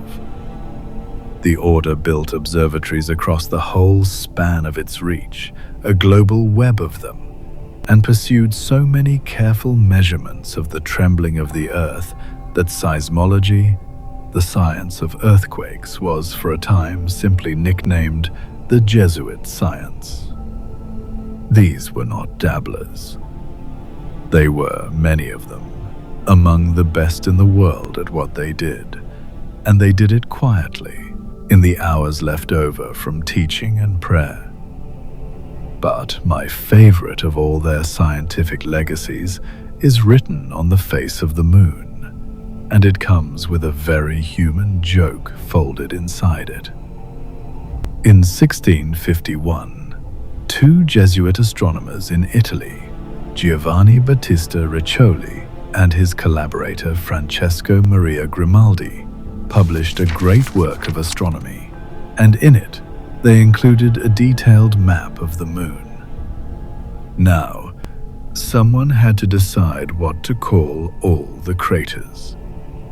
This was more or less the first serious attempt to name the features of the lunar surface systematically, and the scheme Riccioli laid down is, in its bones, the one we still use today. He named the great dark plains the seas, the Sea of Tranquility, where men would land 3 centuries later. And he named the craters, hundreds of them, after philosophers and astronomers, including a good number of his own colleagues. Because Riccioli, given the once-in-history opportunity to assign names to a whole new world, looked at that blank moon and decided that a fair few of those craters ought to be named after his fellow Jesuits. Clavius got one, a magnificent one of the largest craters on the moon, which feels about right for the man who fixed the calendar. Scheiner got one, others besides. To this day, something on the order of 36 lunar craters carry the names of Jesuit scientists, a small, permanent constellation of the Society of Jesus, scattered across the southern face of the moon, put there by 2 modest men in black robes who had the naming rights and saw no reason not to remember their friends. There is something wonderful in that, and I don't want to complicate it. At the very height of their powers, the schools full, the missions spanning the globe, the courts of Europe leaning on their counsel, these men were also, in their spare hours, calmly measuring the sky and quietly writing their own names onto the moon. Not out of vanity, exactly. More like the pleasure of a job well done and the wish that a colleague's careful work should not be forgotten. So let that be the still point of this whole long story. Before any of the trouble comes, There was a stretch of years when the most feared organization in Christendom was also simply a company of brilliant men who loved learning, taught the young for free, corrected the calendar of the world, and named the craters of the moon after one another. Let them have that. Let the map of the heavens keep their names.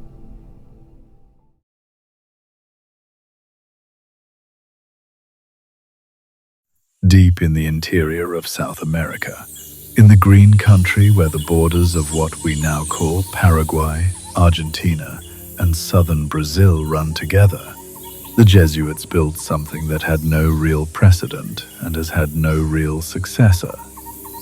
They built a country, or something close enough to a country that its neighbors could never decide whether to marvel at it or destroy it. They called them reducciones, reductions. The name comes from the idea of gathering scattered people together, reducing them into settled towns. Beginning around 1609, Jesuit missionaries moved among the Guarani people and, over the following century, organized roughly 30 of these mission towns. And the reason the Guarani came and stayed was not mainly the preaching. It was protection. Because the alternative, out there on the frontier, was horrifying. Portuguese slave raiders, the bandeirantes, hunted the Guarani to sell them. The Spanish labor system, the encomienda, worked them to death under the colonists of Asuncion. The reduction was a walled refuge from both. Inside it, a Guarani family was, by the standards of that brutal frontier, safe. And what grew up inside those walls was genuinely remarkable. At their height, around 1732, the reductions held something like 140,000 people, 140,000 Guarani, living in ordered towns of stone churches and workshops and farmland. And administering all of it, guiding this entire civilization of 140,000 souls, were never more than about 200 Jesuits. 200 priests running a nation the size of a small European kingdom. They ran it on an unusual economic model, worth pausing on because it tells you what kind of place it was. The land was split in two. Part of it, the Abambe, was divided into family plots. Each household worked its own ground and fed itself. And part of it was communal, the Tupambe, which translated as God's land, fields worked in common, whose harvest went to support the church, to care for the widows and the orphans and the sick, and to supply the one thing that made the whole arrangement possible in a dangerous world, an army. Because the reductions were armed. The Guarani maintained their own militia, thousands of trained, disciplined, musket-bearing men. And here is the detail that captures the whole strange status of the place. That militia was good enough that the Spanish crown itself would periodically call it up, summon the Jesuits' Guarani soldiers to come and fight in defense of the Spanish frontier.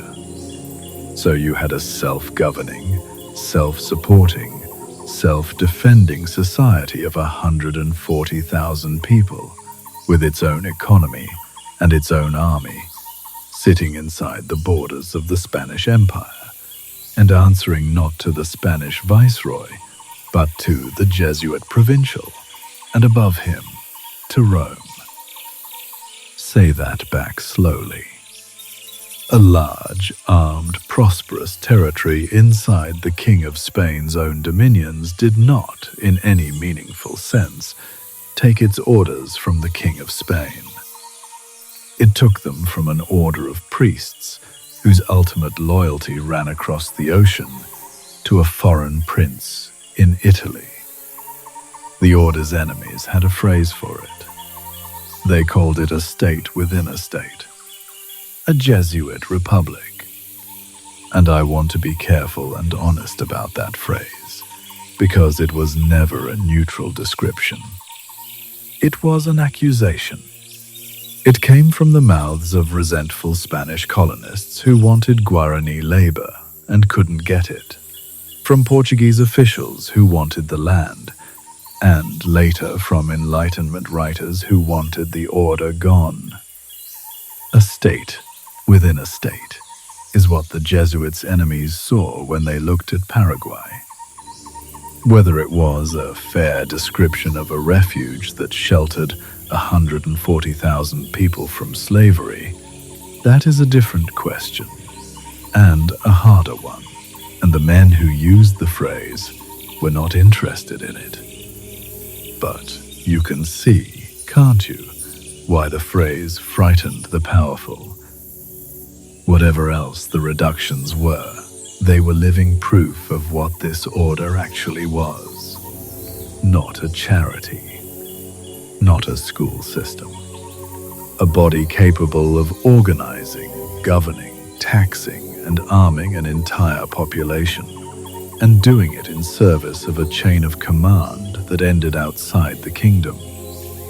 Everything unsettling about the fourth vow, made concrete and visible, and set down in the middle of a rival empire's territory. And then the ground shifted, quite literally, under the whole arrangement. In 1750, Spain and Portugal signed the Treaty of Madrid, redrawing the colonial border between their South American possessions. And the new line ran straight through the reductions. 7 of the mission towns, home to some 30,000 Guarani, were handed from Spain to Portugal, and the treaty ordered those 30,000 people to simply pack up, abandon the towns their grandparents had built, and relocate across the new border, out of the reach of Portuguese slavers only in theory. The Guarani refused, and who could blame them? They had built these towns. They had been promised protection here. And now 2 distant kings, neither of whom they had ever seen, had traded their homeland away with a pen and expected them to walk. Under a leader named Sepe Tiaraju, they took up the muskets the crown had once been so glad to borrow, and they fought. It was called the Guarani War, and it ran from 1753 to 1756, and it ended the way these things ended. Sepe Tiaraju was killed early in February of 1756, and a few days later, at a place called Caibate, the combined armies of Spain and Portugal met the Guarani militia in open battle. I will give you the result once, plainly, and let it stand. On that day, around 1,500 Guarani were killed. The European armies lost 4 men. 4. That is not a battle. That is what it looks like when trained artillery and disciplined European infantry meet men who trusted, until the last moment, that the world would be fair. The Jesuits' role in that war has been argued over ever since. Their enemies said the order had incited the Guarani to rebel against their lawful kings. More proof, they said, of a treasonous state within a state. Most historians now think the charge was badly overstated. The Jesuits were caught between a crown they were bound to obey and a people they had sworn to protect, and mostly they urged submission. But the truth of it hardly mattered in the end, because Paraguay had just handed the order's enemies exactly what they needed. Not an argument. A picture. A vivid, frightening, useful picture of a priestly order with its own country and its own army, waging war against the crowns of Europe. The men who wanted the Jesuits destroyed now had a battlefield they could point to. What they needed next was a man standing close enough to a king to make the pointing count.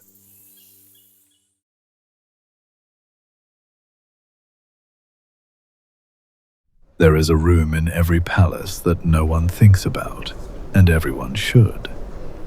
It is small, usually private. There are no ministers in it, no courtiers, no guards within earshot. In it sit two men. One of them is the most powerful monarch in Europe, and the other is the priest to whom that monarch, on his knees, confesses his sin. For much of 2 centuries, across much of Catholic Europe, that second man was very often a Jesuit. Consider the greatest example. Louis XIV of France, the Sun King, the model of absolute monarchy, the man who said, or near enough, that he was the state. For 34 years, from 1675 until his death in 1709, the king's personal confessor was a Jesuit. His name was François de la Chaise, Père Lachaise, as history has it. 34 years at the elbow of the most powerful ruler on the continent. 34 years of hearing, in a quiet room, the private conscience of the man who governed France. Now, what is that worth? It is almost impossible to overstate. A confessor holds no office. He commands no soldiers, controls no treasury, signs no decrees. On the organizational chart of the kingdom, he does not appear at all. And yet he has something no minister has. He has the king alone, unguarded, in the one setting where a powerful man admits what troubles him. La Chaise is generally thought to have helped push Louis toward one of the most consequential acts of his reign, the revocation of the Edict of Nantes in 1685, which stripped France's Protestants of their protection and drove hundreds of thousands of them into exile. Whether the credit or the blame is entirely fair to La Chaise is debated. The man in the small room was understood by everyone at court to be shaping the conscience of the crown. And it was not only France. In the Habsburg lands, during the vast bloodletting of the 30 Years' War, the Emperor Ferdinand II kept a Jesuit confessor too, Wilhelm Lamormini, a figure so entangled in imperial religious policy that contemporaries blamed him for hardening the war. Though here I should be fair, because the honest historians insist on it. A confessor's power was always, finally, on loan from the monarch. Lamormini had influence because Ferdinand chose to be influenced. The king could always stop listening. The whisper only worked if the ear was willing. But willing or not, look at the structure of the thing. Look at what it actually was. The man kneeling to hear the king's most private thoughts was a Jesuit. And a professed Jesuit had taken that fourth vow, the special personal obedience to the Pope, above and before any earthly king, which means the confessor of the King of France was, by his deepest and most solemn oath, the servant of a foreign sovereign in Rome. The most intimate advisor of one prince belonged, body and conscience, to another. For a long time, the kings found this useful. It gave them a private line to Rome, a channel to the Pope run by a brilliant and discreet man of their own household. It was a feature. It was convenient. But turn it just slightly, and the convenience curdles into something that keeps a king awake. Because the same facts read a second way. Here is a man with unmatched access to the sovereign's private mind, his fears, his guilts, his marriage, his intentions toward other powers, and that man's ultimate loyalty is sworn in advance to someone else. He hears everything and answers, in the end, to Rome. He signs nothing, so he can be held accountable for nothing. He holds no office, so he can be dismissed from none. He is influence without portfolio, access without accountability, exactly the combination that a rival at court, a jealous minister, a suspicious anti-clerical finds absolutely intolerable. And so, in every Catholic court in Europe, the same question began to be asked, quietly at first and then less quietly, in the corridors outside that small private room. The man who hears the king's sins, whose side is he actually on? Notice that no crime has been committed to make the question reasonable. No confessor need have betrayed a single secret. The suspicion does not require guilt. It requires only the structure, a man of divided loyalty, standing too close to the throne. The order's greatest asset, its intimacy with power, was quietly becoming its greatest liability, and it was doing so without the order putting a foot wrong. The fear did not need evidence. It only needed the arrangement to be understood. And by the middle of the 18th century, all across Europe, the arrangement was understood very well. There is one small, dry epilogue to Lachaise that I can't resist, because it says something about how these things outlast the men who feared them. When the old confessor died, a piece of ground he had favored on the eastern edge of Paris eventually took his name. Today, it is the most famous cemetery in the world, Père Lachaise, where they buried Chopin and Molière and Oscar Wilde. The Jesuit brand, it turns out, outlived the monarchy that had learned to fear it. The kings are gone. The confessor has a neighborhood. Before we follow the money into the courtroom, let me step out of the story for just a moment, quietly, because there's something I'd like to say to you directly. We recently crossed 500 followers. Now, I know, in the vast accounting of the internet, 500 is a small number. But it's a real one, and it means something to those of us who make this. It's genuine progress, and honestly, we need the help to keep going. So if these stories have earned a place in your nights, if you find yourself coming back to them, there are 3 small things that carry far more weight than you'd guess. Share a favorite episode with someone you think would love it. Leave the show a rating. And drop a comment. Tell me where in the world you're listening from, or a story from history you'd like to hear told this way. Here's why it matters, plainly.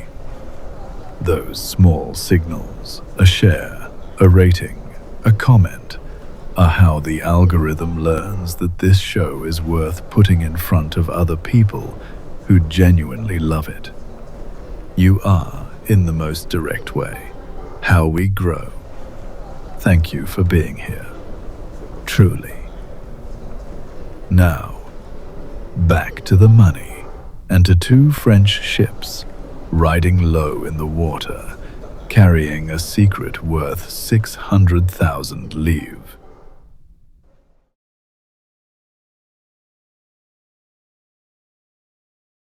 The order that would be destroyed by kings and popes was first cracked open by a coffee merchant. And the coffee merchant was a Jesuit. His name was Antoine Lavalette, and in the 1750s he was the Jesuit superior on Martinique, the French sugar island in the Caribbean. Now, running a mission out there cost money, a great deal of it, and Rome was far away, and the collection plate on a colonial island did not go very far. So Lavalette did what an enterprising man in a rich commodity economy does. He went into business. Coffee, cacao, sugar, the profitable goods of the islands. He built up a substantial trading operation, shipping produce back to Europe, borrowing against future harvests, financing the mission on the margins. There was one problem with this, and it was not a small one. Jesuits had taken a vow of poverty, and the church flatly forbade its clergy from engaging in commerce for profit.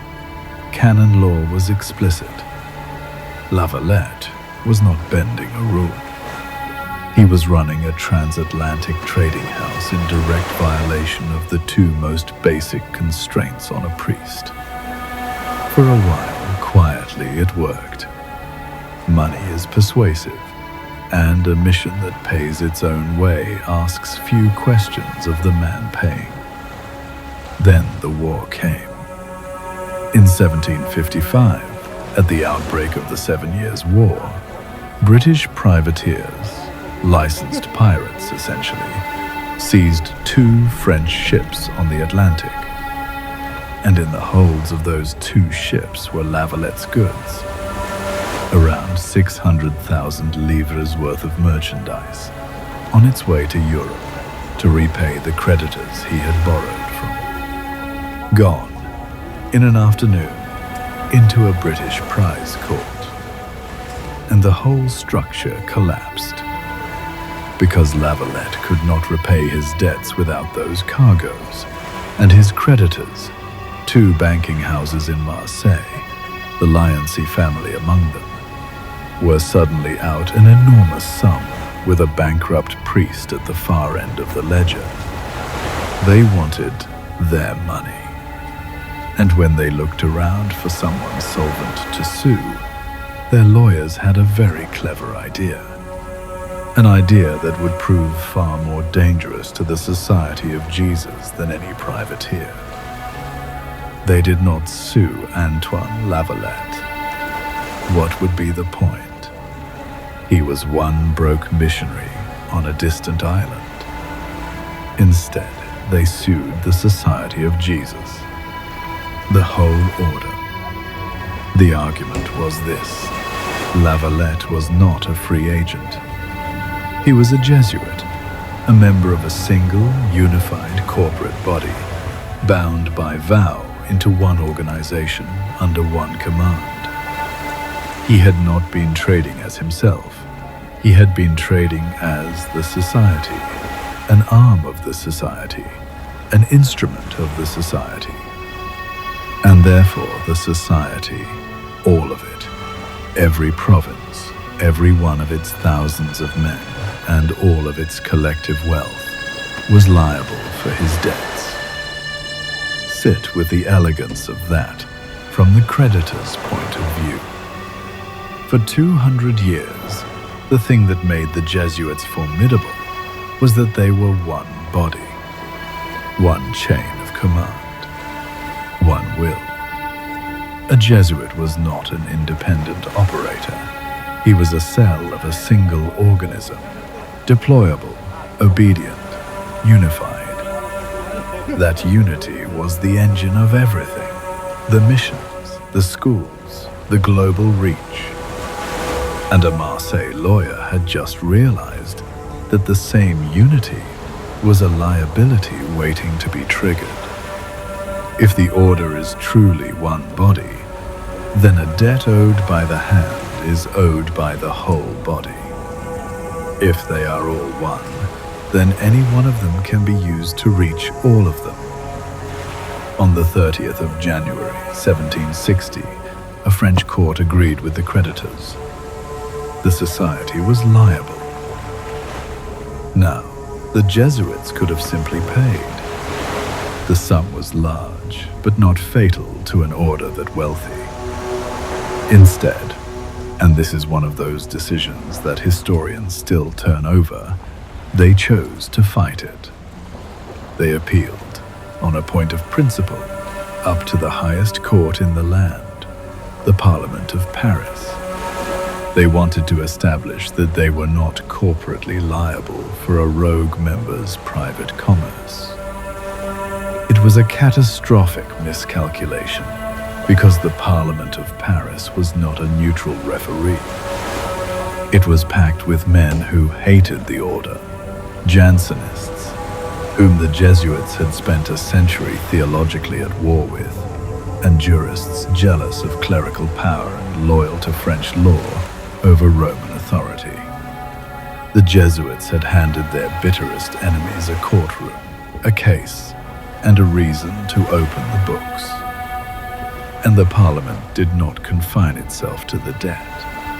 It reached for the deeper pride.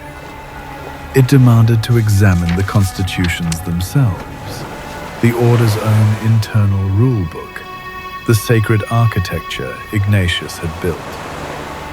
And there, in the cold light of a hostile French court, the constitutions were read aloud and turned into evidence.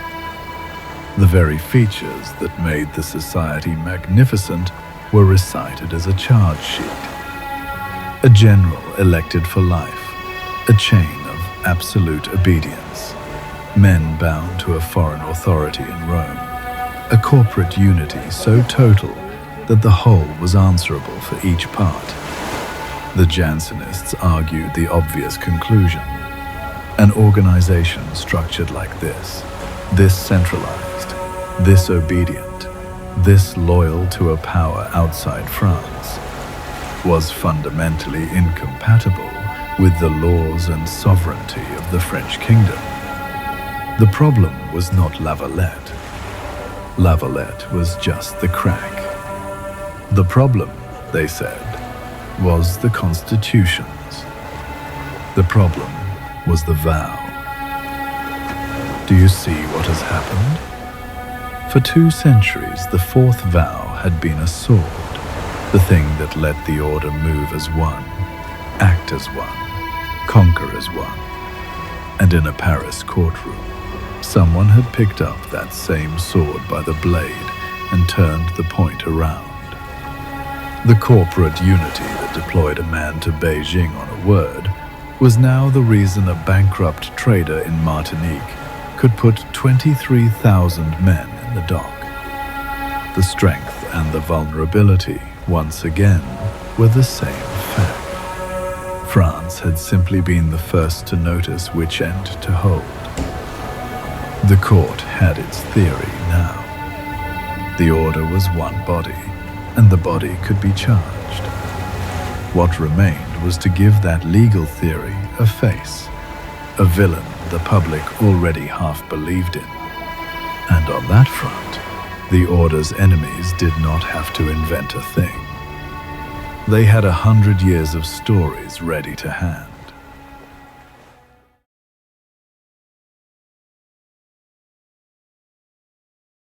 By the middle of the 18th century, there was a figure that everyone in educated Europe could picture, even people who had never met a single member of the order. The Jesuit. Smooth, learned, worldly. A man who could talk his way around any sin, scheme his way into any court, justify any crime in service of his masters in Rome. A whisperer behind throne, a poisoner of kings. He was everywhere in the pamphlets and the plays and the dinner table certainties of the age, and he was, to a remarkable degree, a fiction, a composite, a caricature assembled, piece by piece, over a century. But he was a caricature that worked. And to understand how the order died, you have to understand how the caricature was built, because in the end it did more damage than any true thing ever did. It was built from a few real pieces and a few forged ones, and the join between them was invisible. The first real piece was the sharpest. In 1656 and 1657, a brilliant Frenchman published a series of open letters under a false name, Louis de Montalte. He signed them, though everyone eventually knew the author was the mathematician Blaise Pascal. Pascal was defending a friend, a theologian caught in the Church's war against the movement called Jansenism. But his letters became something much larger than a defense. They became the wittiest, most devastating attack on the Jesuits ever written. Pascal went after their moral theology, a subtle system of case-by-case reasoning the Jesuits used in the confessional, called casuistry, and a principle called probabilism, which held that a confessor could permit a course of action so long as some respected authority considered it defensible, even if a stricter reading disagreed. In careful hands, that was a humane and flexible way to guide real people through real dilemmas. In Pascal's hands, it became something monstrous, proof that the Jesuit was a moral contortionist, a man who would find you a respectable reason to do whatever you had already decided to do, provided you were the sort of client worth keeping. The learned confessor who could argue any sin away for the right person. It was funny, it was merciless, it was beautifully written, and it sold. And it fixed that image of the Jesuit in the European mind so firmly that it has never entirely come out. The second real piece made them look not merely slippery, but murderous. Back in 1599, a Spanish Jesuit named Juan de Mariana had published a book on kingship in which he argued that a true tyrant, under certain defined conditions, could lawfully be killed, even by a single private citizen acting on his own. Now, this was one scholar's opinion in one book. It was never the policy of the order. In fact, the order moved hard against it. The Superior General, Claudio Acquaviva, ordered the passage corrected and, in 1610, formally forbade any Jesuit anywhere from teaching that killing a tyrant was permissible. The Parliament of Paris had Mariana's book publicly burned, but the timing was ruinous. Acquaviva's ban came only weeks after a knife-wielding assassin had killed King Henry IV of France in the streets of Paris. And though the assassin, by every account, had never heard of Juan de Mariana, though there was no connection at all, the association was too useful to let go. Here, the pamphleteers said, was the order that produced the book justifying the murder of kings. Never mind that the order had banned it. Never mind that the killer had never read it. The story was better than the truth, and the story is what survived. And then, layered on top of the real pieces, came the forgeries. 2 of them, and I want to name them plainly and take them apart, because they sit very close to the title of this whole story, and the temptation to believe them is exactly the trap.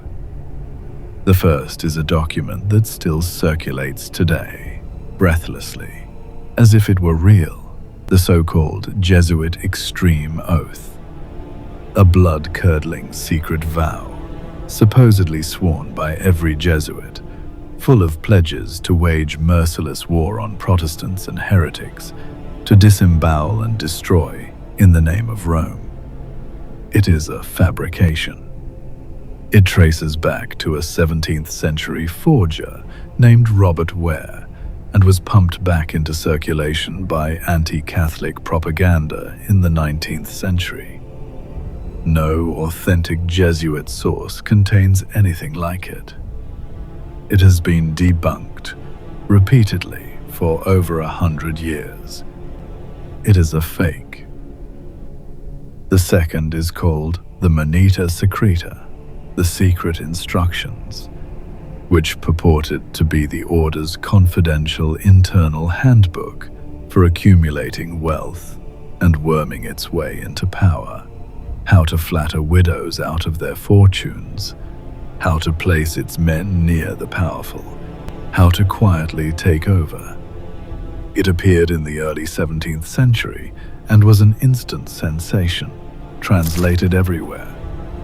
It, too, is a forgery.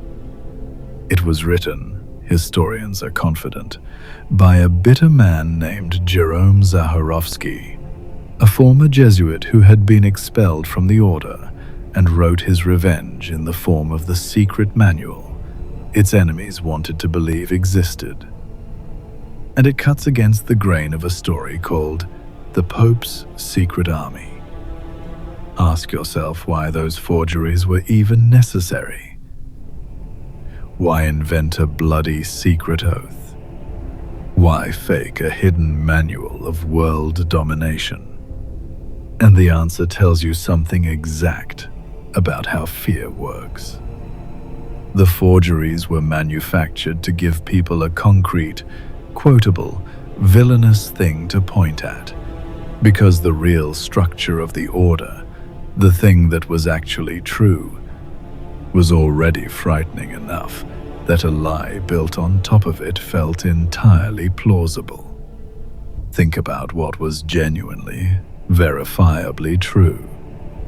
Here was an order of thousands of the ablest men in Europe, present in every court, teaching every elite, bound by a solemn personal vow to a foreign prince over their own kings, governed from outside the country by rules no outsider was permitted to read, moving men and money across every border on instructions no crown could inspect.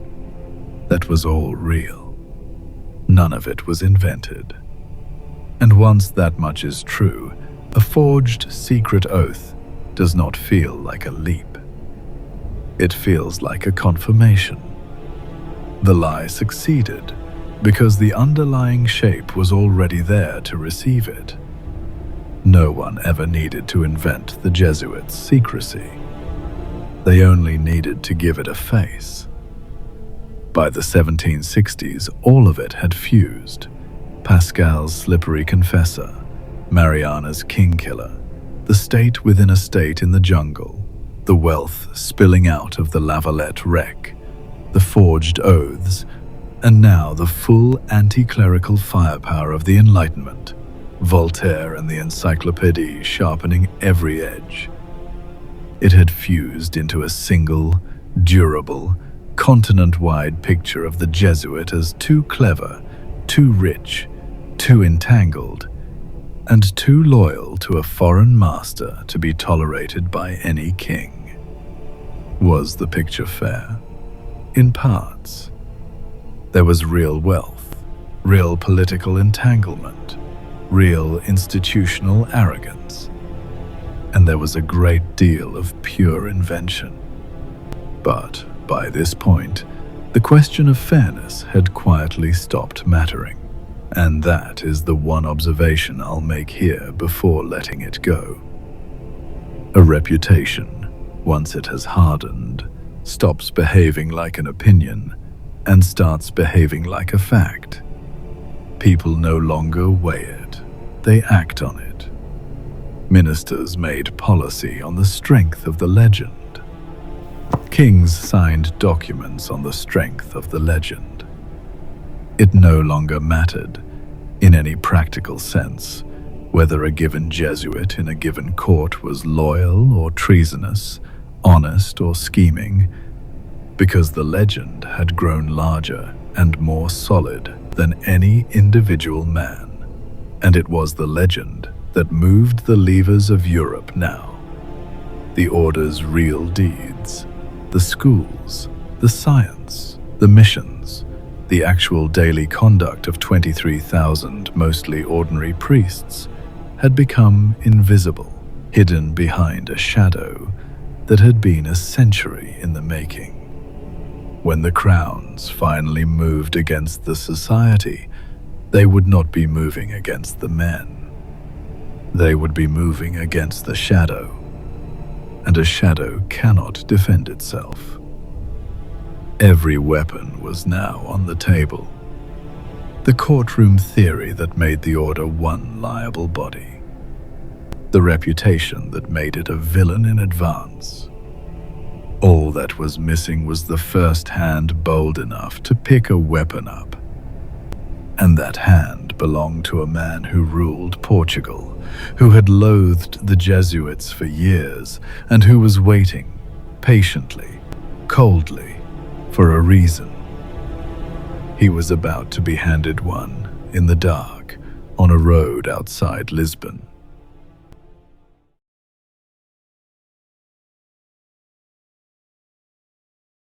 The man who ruled Portugal was not, in the strict sense, the king. The king was Joseph I, pleasant, incurious, fond of the opera and the hunt, content to reign. The man who ruled was his chief minister, Sebastião José de Carvalho y Melo, whom history knows by the title he later earned, the Marquis of Pombal. Pombal was a modern man in the hard sense of the word. He believed in the state, a strong, centralized, efficient state, with all authority gathered into one set of hands, preferably his, and an order of priests loyal to a foreign prince in Rome, running its own schools, its own missions, its own armed republic in the jungle, answering to no minister of his. That order was, to Pombal, an obstacle to be removed. He had clashed with the Jesuits for years already, over his reforms, over the Treaty of Madrid and the Guarani War it had triggered. He did not need convincing that the society was his enemy. What he needed was an occasion, a public reason to do the thing he already meant to do. On the night of the 3rd of September, 1758, he got one. The king was returning to his palace, late, in an unmarked carriage. From a private visit, he had been to see a woman, which is a detail the history's record, and which I will leave exactly there. On a dark road, gunmen fired on the carriage. The king was wounded, an arm, most sources say, and survived. But someone had tried to assassinate the King of Portugal, and Pombal now had his occasion. He moved with the speed of a man who had rehearsed. Within days, he had arrested a cluster of the high nobility, the ancient and powerful Tavora family, and the Duke of Aveiro. He accused them of conspiracy. And then he made the connection that turned a plot among aristocrats into the destruction of an order. The Marchioness of Tavora had a personal confessor. That confessor was a Jesuit, an elderly Italian named Gabriel Malagrida. And through that single pastoral thread, that one priest attached to one noble household, Pombal drew the entire Society of Jesus into the case. The Jesuits, he announced, were behind the plot. The confessors had guided the assassin's hand. There was a trial. Historians do not really argue about the character of it. The word they reach for is rigged. It was fast. Its outcome was decided before it began.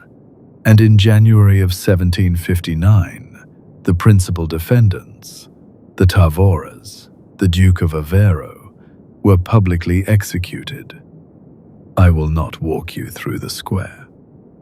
It is enough to say that it was done in public and that it was meant to be seen, and that among educated Europeans watching from a distance, there was already a strong suspicion that the confessions had been extracted and the guilt arranged. Malagrida was a harder problem for Pombal, and the solution he found shows exactly how little the truth had to do with any of it. A priest could not simply be executed for treason. There were canonical protections, processes, an entire apparatus of the church standing in the way. So Pombal did not execute Malagrida for treason. He handed him to the Inquisition and had him tried, instead, for heresy on the basis of some strange, rambling religious writings the old man had produced about the great Lisbon earthquake of a few years before. On those grounds, the grounds of his prophecies rather than any plot, Malagrida was condemned. In September of 1761, aged 72, he was garroted and his body burned in the Rocio, the great square of Lisbon. He was the last person the Portuguese Inquisition ever put to death. An order that had been founded to serve the Pope saw one of its own strangled by a Catholic tribunal on a charge everyone understood to be a fiction. I will let that sit as flatly as it deserves. And 2 years earlier, the machinery had already produced its real object. Exactly 1 year to the day after the ambush on that dark road, the 3rd of September, 1759, King Joseph, which is to say Pombal, issued a decree.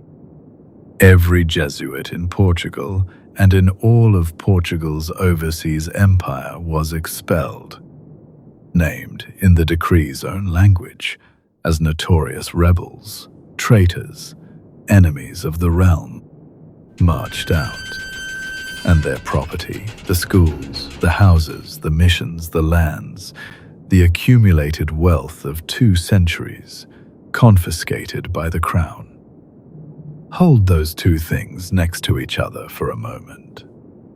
The loud accusation, treason, regicide, a conspiracy of priests against the king, and the quiet result, an enormous transfer of property into the hands of the state.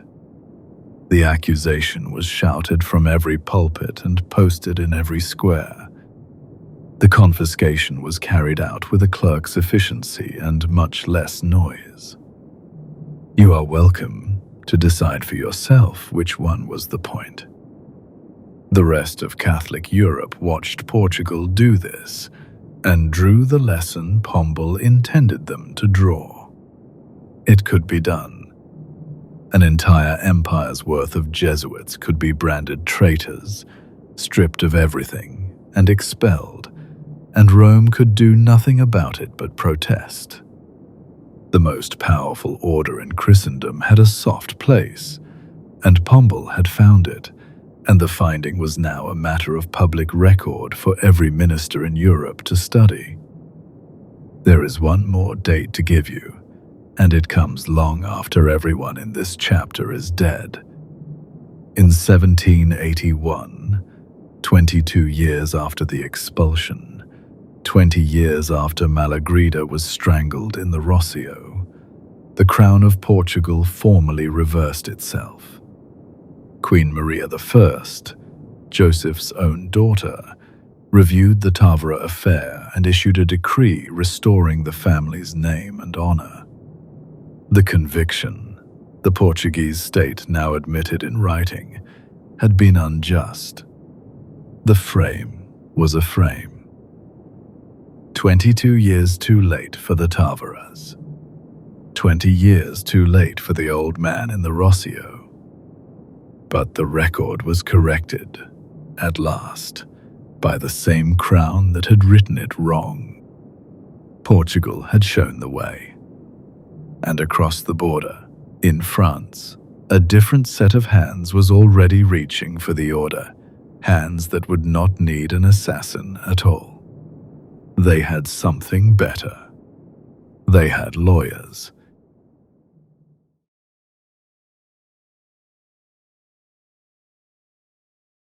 France did not need an assassin.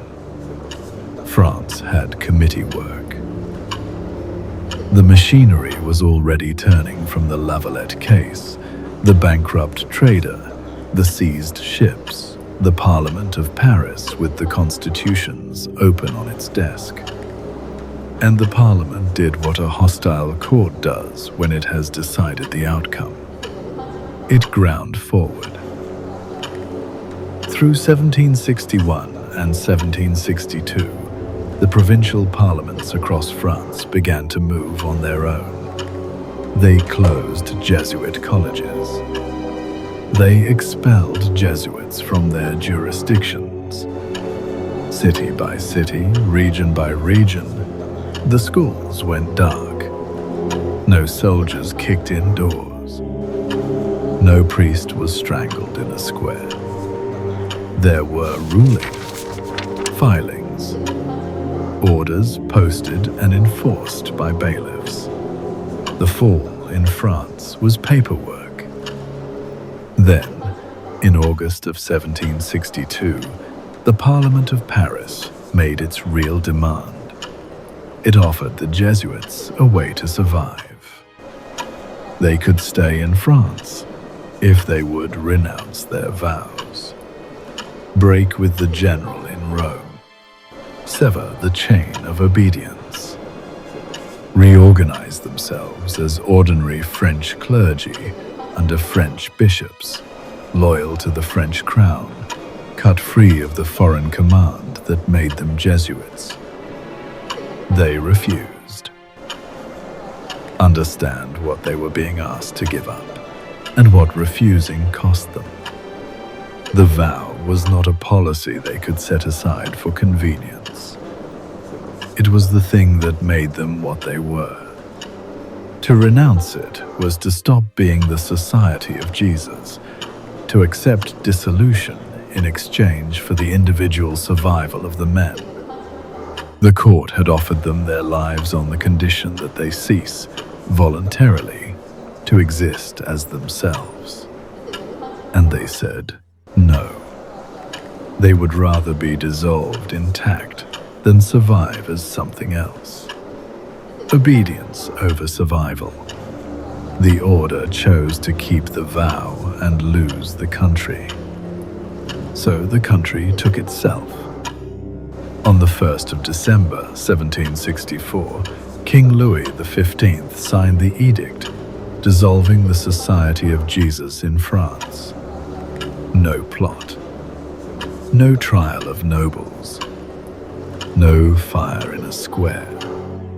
A signature at the end of a long procedural strangling that had begun with a coffee merchant's unpaid debts. There is a dry joke buried in that, and it is the only light thing in this stretch of the story, so let me offer it and move on.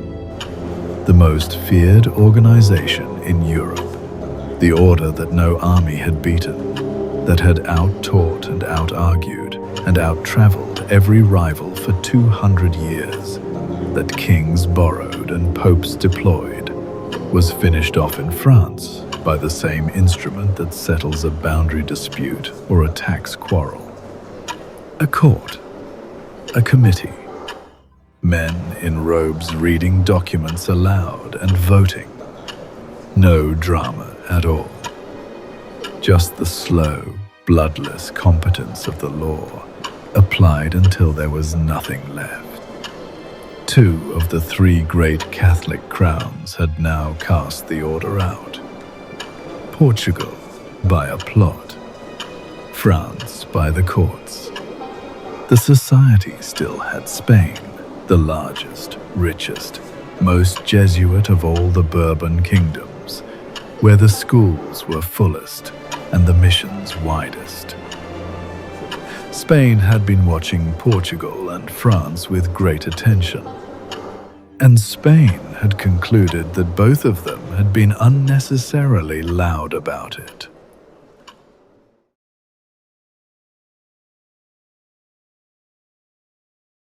Spain did it in silence, and all at once, and without ever saying why. The pretext, when it came, was thinner than Portugal's and thinner than France's. In the spring of 1766, during Holy Week, riots broke out in Madrid. The immediate causes were ordinary and material. The price of bread had risen, and an unpopular Italian minister named Esquilache had issued fussy decrees about how people could dress, banning the long capes and broad hats that Madrid's men favored on the theory that they concealed weapons and faces. The city rose over bread and hats. It was the kind of unrest that has nothing to do with theology and everything to do with hunger and pride. The government of King Charles III looked at those riots and concluded, with no public trial and no evidence it cared to publish, that the Jesuits had secretly stirred them up. Modern historians regard this as essentially baseless, a pretext reached for, not a finding arrived at. But it was enough. It was all Charles needed. And then, watch how Spain did it. There was no loud trial. There were no executions in a square, no pamphlets, no public accusations posted for Europe to read. Instead, a secret commission met at the end of January 1767. On the 27th of February, Charles signed his orders in secret. And then those orders were copied, sealed, and sent out to every royal magistrate in Spain and across the ocean to every magistrate in the vast Spanish Empire, in Mexico, in Peru, in the Philippines. Each sealed packet carried an instruction on the outside. It was not to be opened until a specified date, and then opened everywhere at once. On the night of the 1st of April, 1767, and into the 2nd, those seals were broken simultaneously. From Madrid to the mountains of Peru, magistrates opened their orders in the same hours and carried them out the same night. Soldiers went to the Jesuit houses in the dark. They woke the priests, and they gave them, in many places, about an hour to gather what a man could carry. Then they were marched out of the houses they had lived in, marched to the coast, put onto ships, and sailed away, bound eventually for the Papal States, to be dumped on the shore of the one man who would still take them. Around 5,000 to 6,000 men. Roughly 2,200 of them from the Americas alone. Teachers pulled from their classrooms in the dark. Old missionaries carried from missions they had spent 40 years building. All of it executed in a single coordinated stroke across a global empire, on a schedule by the ordinary postal machinery of the state. And the decree that authorized all of it, the pragmatica that Charles published to explain the expulsion of thousands of men, gave no reason. None. It cited only grave motives, gravissimos motivos, which it declined to specify. Charles said, in effect, that the reasons were his own, that he kept them locked in what he called his royal breast, that the matter lay between his conscience and God. He did not have to justify it to anyone. He was the king, and the king had decided, and the men were gone before most of Spain knew it had happened. Now, notice what made that possible. Not the pretext. The pretext barely mattered, as we have seen. What made a single night sufficient to erase the Jesuits from half the world was the shape of the order itself. Think about how it had been built. One chain of command, running cleanly from the top down. No monastery a Jesuit was rooted to, no local abbey he could not be pried from. The very mobility that had let the order deploy a man to Beijing on a word. A uniform structure, identical from Madrid to Lima, so that one set of orders could be copied and applied everywhere without adjustment. Every feature that had made the society fast, deployable, and centralized, the whole magnificent machine of obedience. It was precisely what made it possible to switch off everywhere at once, on a single night, with a single set of sealed letters. The order had been engineered for exactly this operation. It had simply always been assumed that the hand issuing the orders would be a friendly one. And here is the question, and I am going to pose it and leave it open, because I do not have the answer, and neither, I think, does anyone. 5,000 to 6,000 educated, capable, disciplined men were given an hour to pack and marched to the sea, and essentially none of them resisted. There was no uprising, no barricaded college, no Jesuit army, and remember, they had commanded armies, turning to fight. Thousands of the most formidable men in Europe were arrested in the night by soldiers who, in many cases, barely outnumbered them, and they went. Quietly. They gathered their few things, and they walked to the ships, and they sailed into exile. Why? What does it do to a man, to thousands of men, to have promised, years before, in the fervor of his vocation, that he would never refuse a lawful command from above, to have vowed away, in advance, the very reflex of resistance? When the soldiers came in the dark, the refusal was not available to them. They had given it up long ago, on purpose, as the highest thing they had to give. Obedience had been the whole of their strength, and on that night it was, at last, the whole of their helplessness, and the two turned out, as they always had, to be the same thing. I will not tell you what to make of that. I only ask you to sit with it as they must have, on the decks of those ships, watching the coast of the only life they had known slide away in the dark. Spain was not the end of the wave, only its center. The Bourbon courts of Europe moved in sympathy, one after another, each in a single night in imitation of Charles. In November of 1767, the Kingdom of Naples, all 31 Jesuit houses, raided in one coordinated sweep. The men marched over the border into the Papal States. In February of 1768, the little Duchy of Parma. In April of 1768, Malta.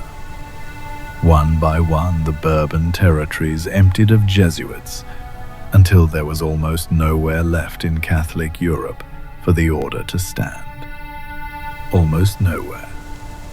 There was still one place, the Papal States themselves, the personal domain of the Pope. The crowns had expelled the order from every kingdom they controlled. But expulsion only moves a thing from one place to another. It does not end it. The exiled Jesuits were piling up on the shores of Italy, alive, intact, still an order, sheltering under the one sovereign left who had not turned on them. And that sovereign was old and frightened and increasingly alone.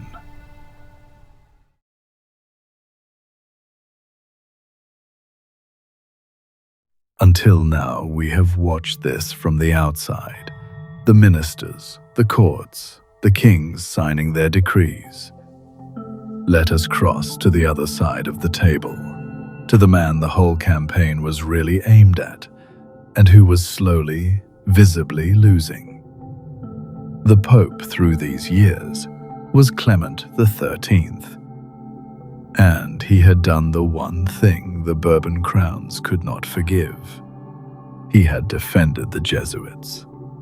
Through his entire pontificate, as Portugal expelled them, as France dissolved them, as Spain and Naples and Parma emptied themselves in the night, Clement XIII had refused to abandon the order. He would not condemn them. He would not carve them up into something the crowns would find harmless. When the pressure was at its worst, he had gone the other way entirely and issued a ringing, formal defense of the society, confirming its rule and its work in the plainest terms. He held the line. But holding the line is only possible if you have something to hold it with. And this is the discovery that the papacy made agonizingly across these years, that spiritual supremacy over all of Christendom is not the same thing as power. The Pope could excommunicate. He could protest. He could write.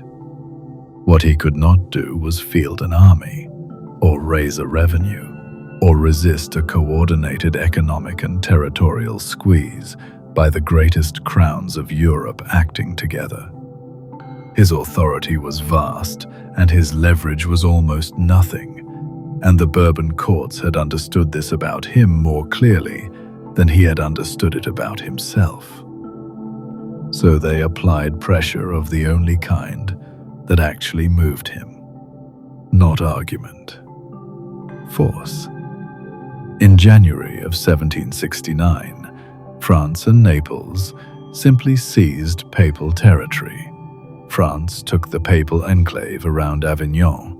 Naples took Benevento, carving pieces off the Pope's own lands to make a point that needed no words. Give us the suppression of the society, the seizure said, or lose more. The crowns were no longer petitioning the Pope. They were foreclosing on him, calling in debts against a debtor who had no way to pay except in the single currency they wanted, the destruction of the Jesuits. Clement XIII, cornered, made his last move. He convoked a consistory, a full assembly of his cardinals, for the beginning of February 1769. He meant, by every indication, to make a stand there, to gather the church's princes around him and formally resist the crown's final demand, to answer the seizure of his territory, not with surrender, but with the massed authority of Rome. The consistory was called for the 3rd of February. On the 2nd of February, 1769, the day before, Clement XIII died. Suddenly, an old man's heart, most likely, giving out under a strain that had been crushing him for years. I want to give you that plainly and resist the pull of it, because the timing invites a story it does not support. There is no evidence of foul play. Popes were old men, and this one had been under unbearable pressure, and old hearts stop. The historians do not whisper about this death the way half of Europe would later whisper about the next one. It was, as far as anyone can tell, simply what it looked like, a defender who died of the fight one day before the stand he had called. But sit with the timing anyway, because it does not need a conspiracy to be eerie. The one pope committed to protecting the Jesuits assembled his forces to resist and died the night before the battle he had chosen. The order's last powerful friend was gone, and the shield went down with him. What remained was an empty throne, a college of cardinals under enormous foreign pressure, and a simple, brutal question that all of Europe now turned to watch. Who would they choose next? And more to the point, the crowns, who had just proven they would seize a pope's own land to get their way, did not intend to leave that choice to the cardinals alone.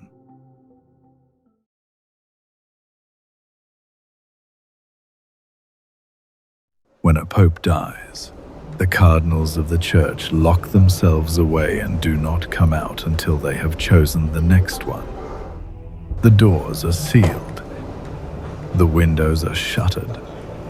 In theory, nothing passes in or out but food, and the cardinals deliberate in isolation, answerable to God and their own consciences, and no earthly power. That is the theory. The conclave of 1769 was not that. It opened on the 15th of February and did not close until the 19th of May. 3 months of sealed doors, and behind them, one subject. The historians who have studied it use nearly the same words. This conclave was almost completely dominated by a single question. Not doctrine, not reform. The Jesuits. Whether the next pope would finally give the Bourbon crowns what they had been demanding for a decade, the total, worldwide destruction of the Society of Jesus, or whether he would hold the line his predecessor had died defending. And outside the walls, the pressure did not politely wait. France and Naples were still sitting on the papal territory they had seized. Avignon, Benevento, held openly, a knife left on the table where the cardinals could see it. The ambassadors of the Catholic crowns worked the edges of the conclave through their allied cardinals, couriers moving between the sealed palace and the courts of Europe. The men choosing the next vicar of Christ did so with the certain knowledge that the great powers were watching the door, and that the wrong choice would cost the church more of its land, and perhaps its unity.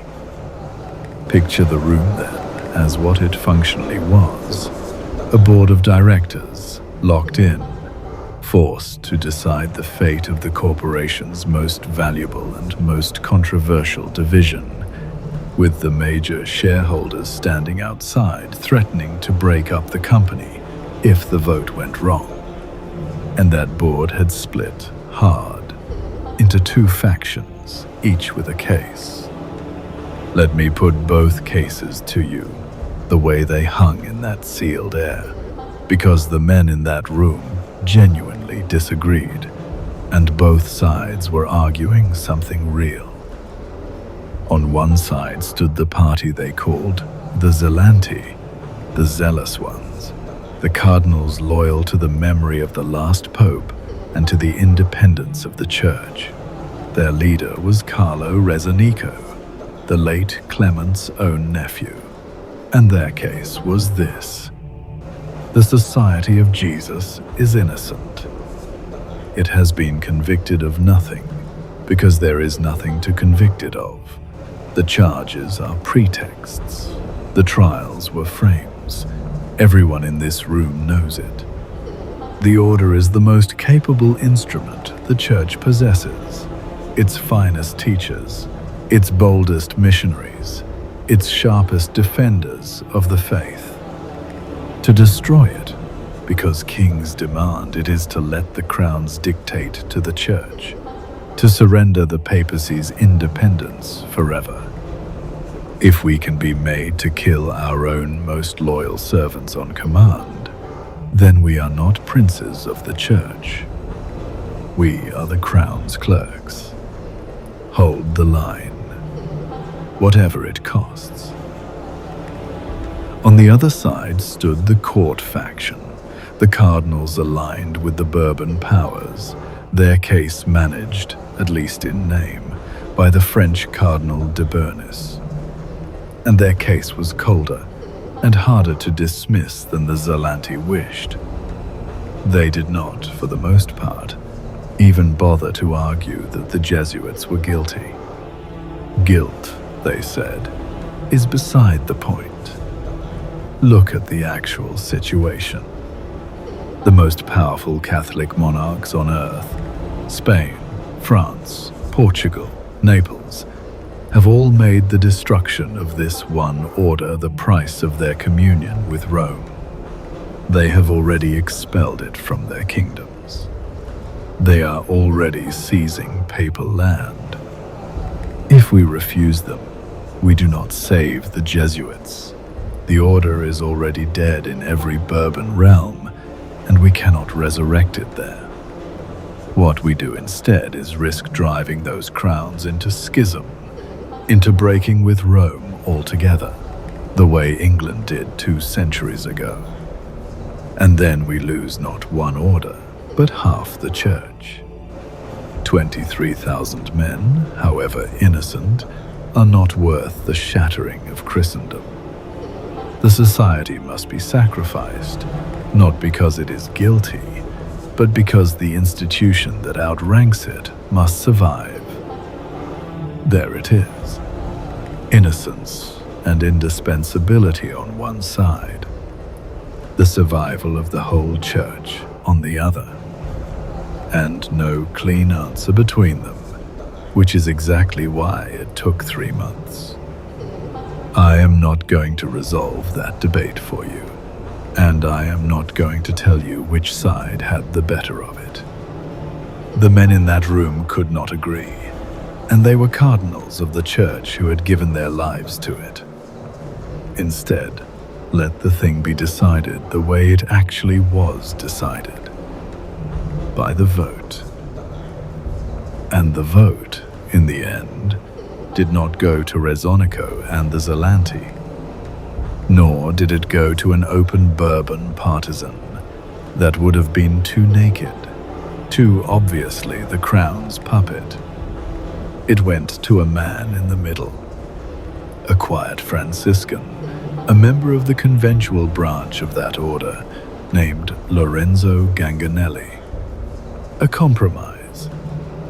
A cardinal who had kept his own counsel through the whole ordeal, who had not committed himself loudly to either faction, and who was therefore acceptable, just barely, to enough of both. On the 19th of May, 1769, Ganganelli was elected Pope. He took the name Clement XIV. And here is the small, strange detail the histories preserve about that election, and I offer it with the dryness it deserves. The vote was unanimous. Every cardinal in the conclave voted for Ganganelli, except one, Ganganelli himself. He cast his own single vote for Rezonico, the leader of the Jesuits' defenders.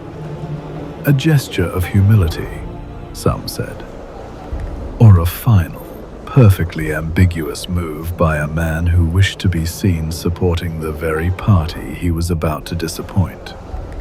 Even his modesty pointed in 2 directions at once. Because there is a question hanging over that election that has never been answered. Had Ganganelli made a deal? In the weeks before the vote, had he quietly let the Bourbon cardinals understand that he, unlike the stubborn dead man before him, would be willing to destroy the society if he were made pope? The record is genuinely, permanently divided, and I will not pretend otherwise. The most commonly quoted version has him stating before the conclave that a pope had the right to extinguish the Society of Jesus with a good conscience, provided the forms of canon law were observed, and that it was desirable to satisfy the wishes of the crowns. Some historians have read that as a binding promise, a secret pledge that bought him the papacy. Others, reading the actual letters of the ambassadors who were there, insist that no promise was ever made either way, that the words, if he spoke them at all, were a careful statement of principle, deliberately non-committal, a man saying only that such a thing could in theory be done, not that he would do it. There is no signed document. There is no proven bargain. There is only a phrase and an ambiguity. So the crowns had their pope, perhaps. A man who had said something or nothing that could be taken as a yes. He walked out of that sealed conclave in May of 1769, either already committed to the deed or genuinely undecided and merely suspected of it, and not even he, perhaps, could have told you honestly which. What is certain is that the crowns expected payment. They had spent a decade and seized a pope's own land to put a signature within reach. And now they would spend 4 more years discovering that a cornered man, even one they thought they had bought, can find an astonishing number of ways to avoid picking up the pen.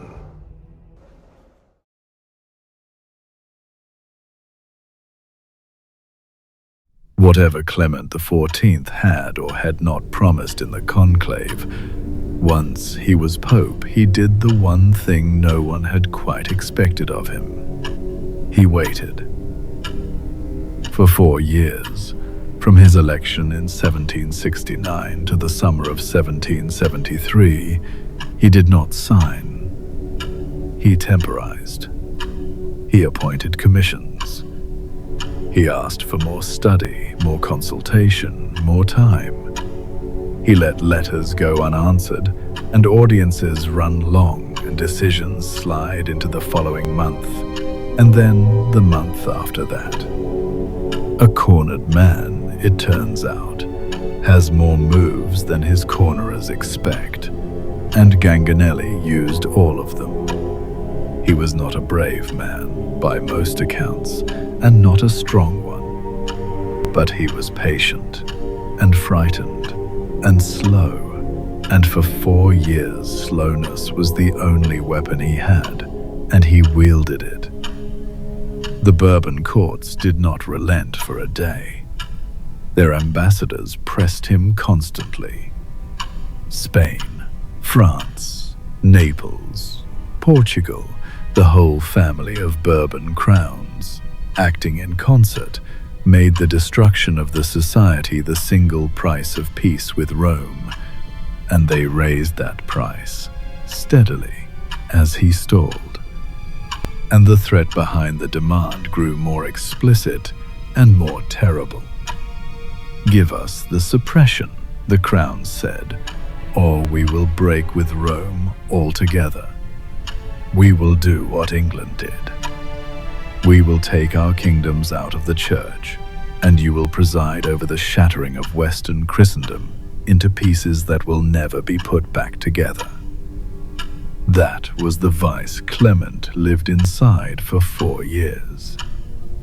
And when he finally moved, he reportedly explained himself in close to these terms. The act was necessary in the name of the peace of the church and to avoid a secession in Europe. Read that again. Not because the Jesuits were guilty. Not because they had done wrong, or taught heresy, or betrayed the faith. He does not say that, because he cannot, he knows better. He suppresses them to keep the crowns inside the church. It is an admission, folded into the justification.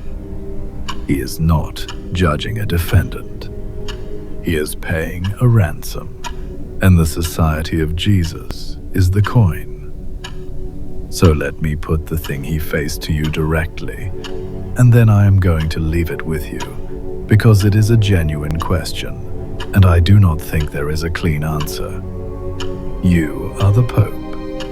On one side of the scale, an order of 23,000 men you believe to be innocent, your church's finest teachers, its boldest missionaries, men who have done nothing to earn destruction. On the other side of the scale, the unity of the entire Catholic Church and the real, credible threat that the greatest crowns of Europe will tear themselves away from Rome forever if you refuse. Save the 23,000 innocents, and you may lose half of Christendom. Save the Church's unity, and you must destroy the innocent yourself with your own hand, knowing they are innocent. Which do you choose? The few who are guiltless, or the whole that is fracturing? There is no third door. Both prices are real, and both are paid in things that do not come back. Sit with it as long as you like. Clement sat with it for 4 years. And then, in the summer of 1773, he chose. We are back now where we began, the Quirinal Palace, the 21st of July, 1773. The old Franciscan at the writing desk, the document in front of him, the pen in a hand that will not hold steady. The document was titled Dominus AC Redemptor, Lord and Redeemer. And look at how it was built. It did not accuse the Society of Jesus of heresy. It did not charge the order with any crime. It named no offense, produced no evidence, held no trial. Instead, it opened, as I told you at the very start, like the work of a clerk. It set down a list of religious orders that earlier popes, across the centuries, had found reason to dissolve, orders long forgotten, swept quietly out of the Church's history. And having established that popes do sometimes simply close orders down, it added one more to the list: the Society of Jesus. Filed into the same drawer as institutions no one remembers, with no more ceremony and no more explanation than that. The entire case for erasing the most powerful religious order on earth rested on 3 words: the peace of the Church. He signed it on the 21st of July. It was formally executed and published on the 16th of August, 1773. And then it simply happened. Across Catholic Europe, in a matter of weeks, roughly 23,000 men. The precise tally often given is 22,589. Across 49 provinces, ceased to be Jesuits. Not killed, not imprisoned, most of them. Simply dissolved. Their vows declared void. Their houses closed. Their schools handed to others or shut. Their missions abandoned.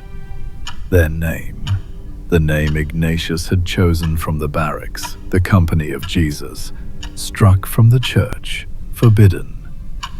233 years of the most formidable institution in Christendom, unmade by a signature, province by province, in a single season. And here is what they did about it. Nothing. They obeyed. 23,000 educated, disciplined, deeply capable men, men who had commanded armies in Paraguay, who had run the observatories of Europe and the Astronomical Bureau of China, who could out-argue any parliament and had outlasted every rival for 2 centuries, received the order to cease to exist, and they complied. There was no armed resistance, no breakaway church, no schism from below, no faction declaring the brief invalid and fighting on. The men simply took off the name and walked out of the houses and became, overnight, ex-Jesuits, secular priests, nothing. The single most powerful organization the Catholic Church had ever produced was switched off, and it did not so much as raise its hand against the switch, because it could not, would not, could not. The one authority on earth with the right to dissolve the Society of Jesus was the Pope, and obedience to the Pope was not a rule the order followed. It was the thing the order was made of. Ignatius had called that 4th vow our beginning and principal foundation, the ground everything else stood on. 220 years later, the Pope stood on that same ground and gave the one command the vow had no answer for, and the foundation did exactly what it had been built to do. It held. It obeyed. The strength that had carried the order to the ends of the earth and the mechanism that now ended it were not 2 things. They had always been one thing. The sword and the noose were the same vow, and the hand that had been trusted to hold the hilt had turned it around, and the order it had disciplined itself never to refuse had asked it, at last, to die.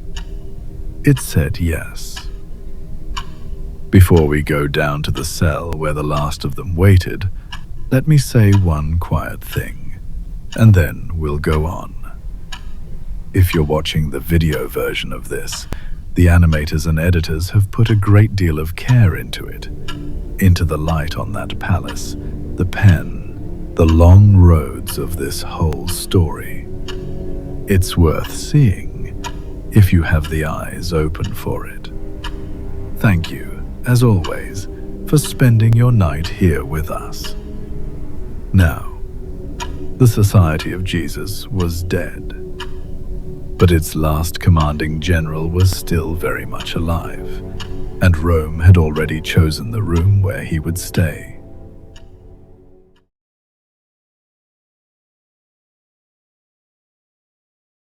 His name was Lorenzo Ricci, and he was the last of them. Not the last Jesuit. There would be thousands of former Jesuits scattered across Europe, and a strange remnant we will come to. But the last superior general of the old society, the last man to sit in Ignatius's chair and command the whole order. He was born in Florence in 1703, into an old family, and he had been general since 1758, a scholarly, mild, administrative man, by every account more librarian than warrior. He had inherited command of the most powerful order in the church, just as the whole world turned against it, and he had presided helplessly over its dismantling, kingdom by kingdom, until there was nothing left to command. There is a line remembered from him, from the years when the crowns and their cardinals were pressing the order to save itself by changing itself, to water down the constitutions, soften the vows, become something Rome's enemies could tolerate. Ricci is said to have answered them with 4 words of Latin. Sint ut sunt, aut non sint. Let them be as they are, or let them not be at all. I should tell you the attribution to Ricci is traditional rather than certain.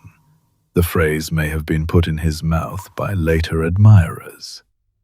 but it captures him exactly, whoever first said it. He would not bargain the order's soul for the order's survival.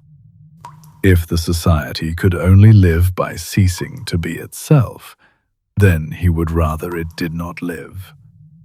He chose the vow over the life, as every one of them, in the end, was built to. When the brief was executed, they came for him at the Gesu, the mother church of the order in Rome, the Jesuit home.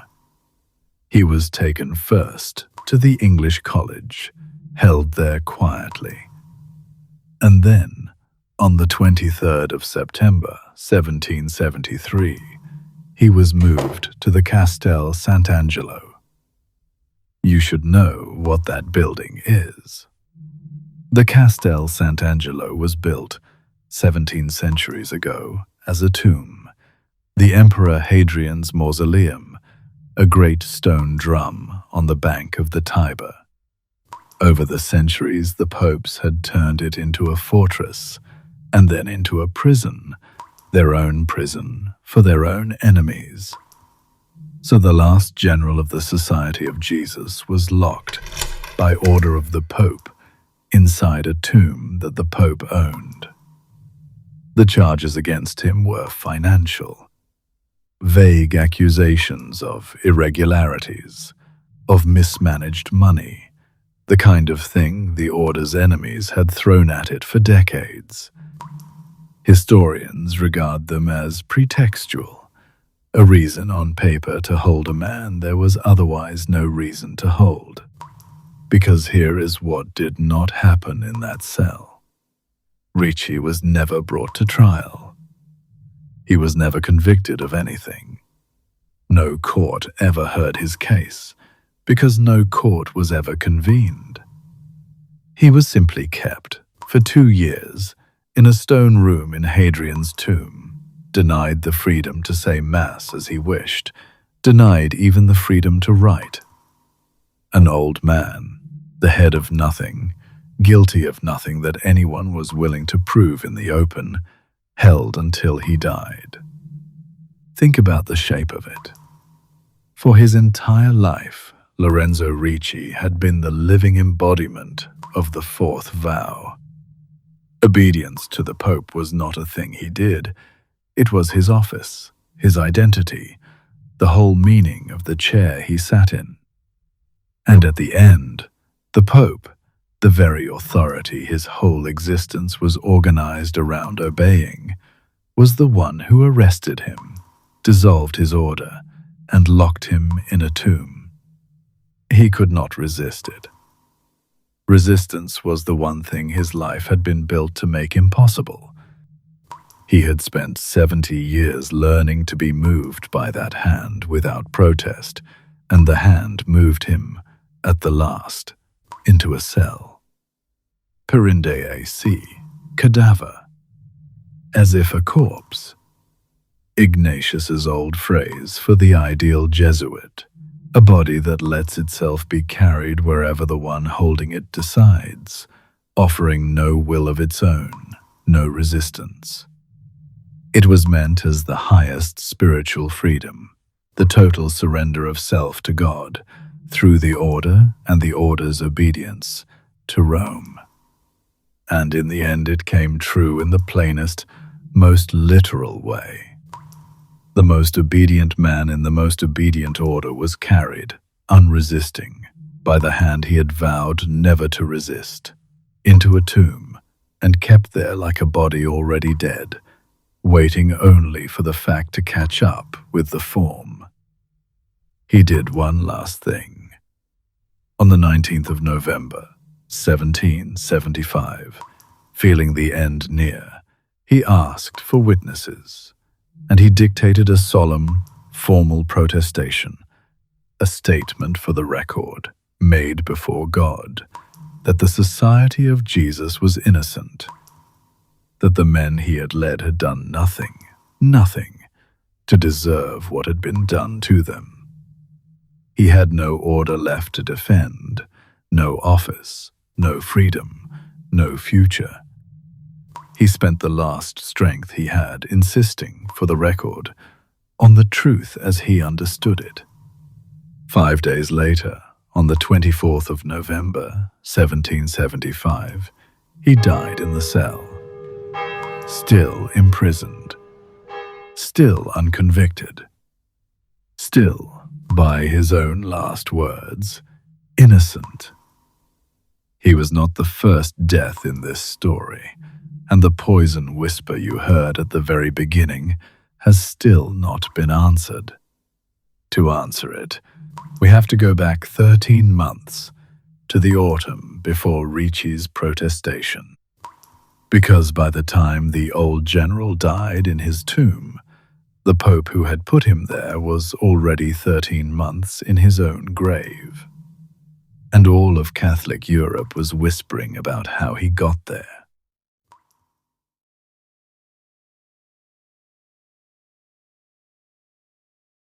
Clement XIV did not enjoy the peace he had bought. From the moment he signed the brief, the man seemed to come apart. The reports of his final year are remarkably consistent, and they describe not a pope at ease with a hard decision made for the good of the church, but a man in the grip of dread. He could not sleep. He fell into deep, black depressions. He became convinced that someone meant to kill him, and he began refusing food unless he had watched it prepared with his own eyes, trusting nothing that reached his table by any other hand. He shrank. He aged. Whatever he had carried out of that conclave, and whatever he had done in the Quirinal with that trembling pen, it was eating him from the inside. I will be careful here, because a man's inner state is not a fact the way a date is a fact. We cannot climb inside Clement's head and prove what haunted him, but the outward signs were witnessed and recorded by many, and they point one direction. This was not a man who believed he had done right and slept soundly. This was a man afraid of assassination, perhaps, or perhaps of something harder to poison-proof. Some private accounting with the 23,000 men he had unmade, and the God he would shortly meet. By the 10th of September, 1774, he was bedridden. On the 21st, he received the last rites. On the 22nd of September, 1774, he died. He was 68. It was roughly 14 months after he had signed the order destroying the Society of Jesus. And then his body did the thing that lit the whole legend. It decomposed fast. Alarmingly, unnaturally fast. Faster than the men around him thought a body should. And in the 18th century, when a powerful man died and rotted too quickly, everyone reached for the same explanation, the one that has haunted the deaths of the powerful since antiquity: poison. The word moved through the diplomats and physicians gathered around him, and then out of the palace, and then across Europe, and it gathered to itself the single most satisfying story anyone could imagine. The Jesuits had done it. The order the Pope had destroyed had reached back from its own grave and pulled him down after it. He had killed them. They had killed him. The account was balanced. Within days, half of Catholic Europe believed it, and the belief has never entirely gone away. It is a magnificent story. And this is the whisper you heard at the very beginning of our long night together. The coffin, the fast-rotting body, the diplomats murmuring the word. So let me now give you the answer, plainly, and without any drum roll. There is no evidence that Clement XIV was poisoned. None. An autopsy was performed. in front of witnesses, precisely because of the rumors. And it found no poison. What it found was a body worn out by ordinary, unglamorous causes, long-standing illness, a chronic wasting condition of the kind the medical language of the day described in terms of scurvy and related complaints, all of it aggravated by years of overwork and by a peculiar personal habit of Clement's, which was to deliberately induce heavy sweating even in the fierce heat of a Roman summer. A worn-out old man, in other words, who had spent his last year in terror and self-neglect, and who died of the accumulated toll of a hard life and a harder final chapter. The fast decomposition, so damning to the rumor mongers, is exactly what such a body, in such a climate, does. No credible historian today believes the Jesuits poisoned him. The people closest to him denied it at the time. And there is a small, dry footnote that I have always loved, because it is history answering opera with a shrug. When the great English Almanac of Record, the Annual Register, came to note the Pope's death in its volume for 1774, it did not reach for daggers or dark orders, or the long revenge of a broken brotherhood. It observed, in effect, that the Pope had been an old man and had been ill for some time. That was all. The most operatic conspiracy theory of the age, answered by an actuarial table. So here is what we are left with once the poison is set aside. Not a murder. Something stranger and sadder.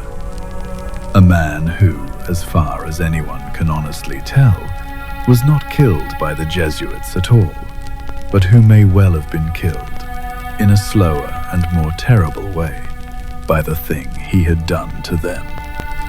Frightened past sleeping, hollowed out by an act he seems never to have believed was just, dead of the weight of his own signature.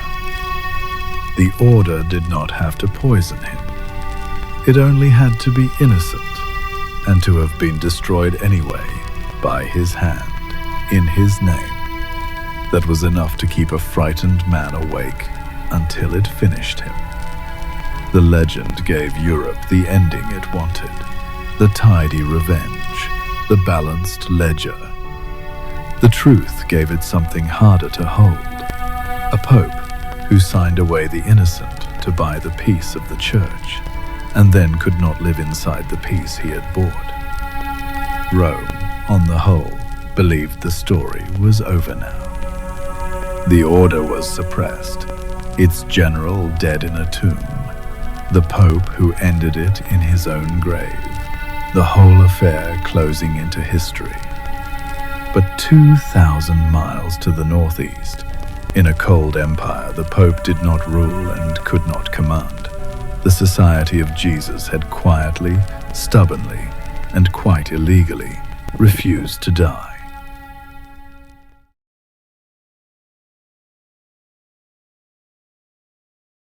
The Pope's writ ran across all of Catholic Europe, but there were two great powers on the edges of that world where the Pope's writ did not run at all, because their rulers were not Catholic and owed Rome nothing.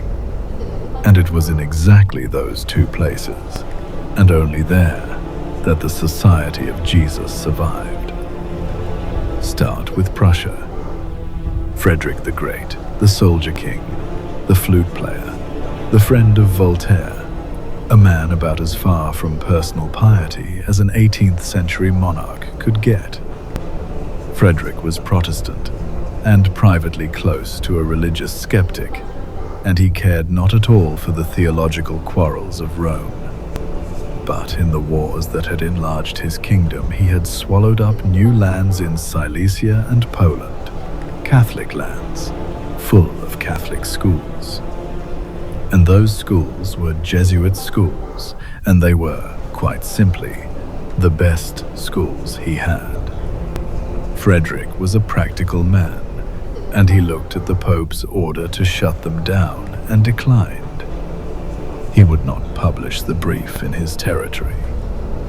Why on earth, he reasoned, would he destroy his own finest teachers to please a foreign bishop whose authority he didn't even recognize?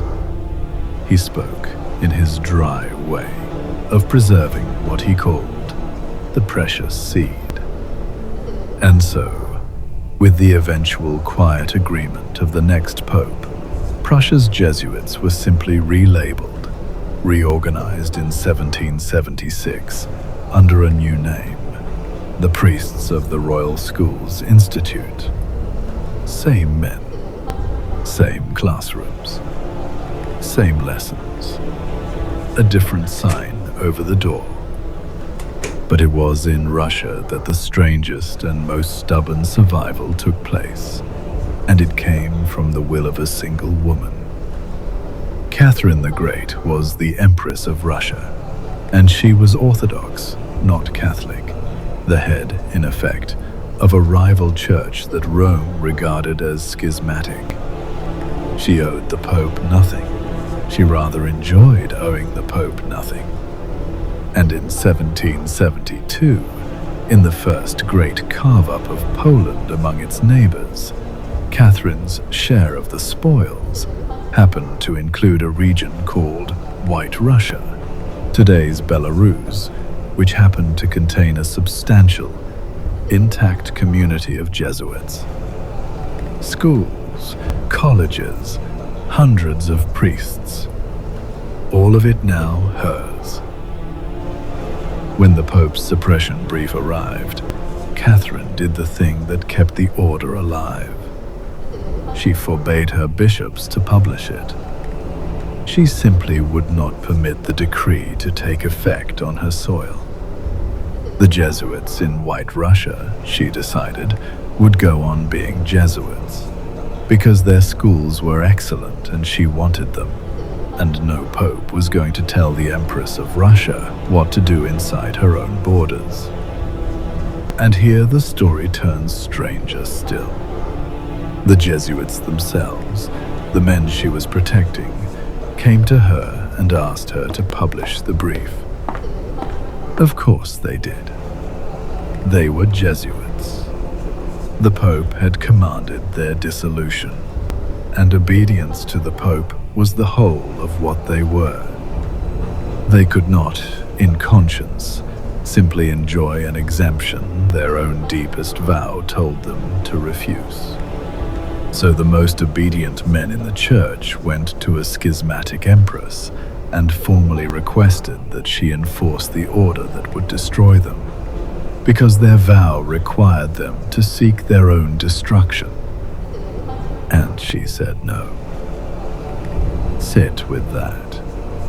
For 2 centuries, the order's obedience had been its glory and then its doom. It had obeyed itself to the ends of the earth, and then obeyed itself into the grave. And here, at the very end, the same obedience marched them up to ask an outsider to finish the job, and they survived only because that outsider, who had no duty to obey anyone, refused to let them have the destruction they were dutifully requesting.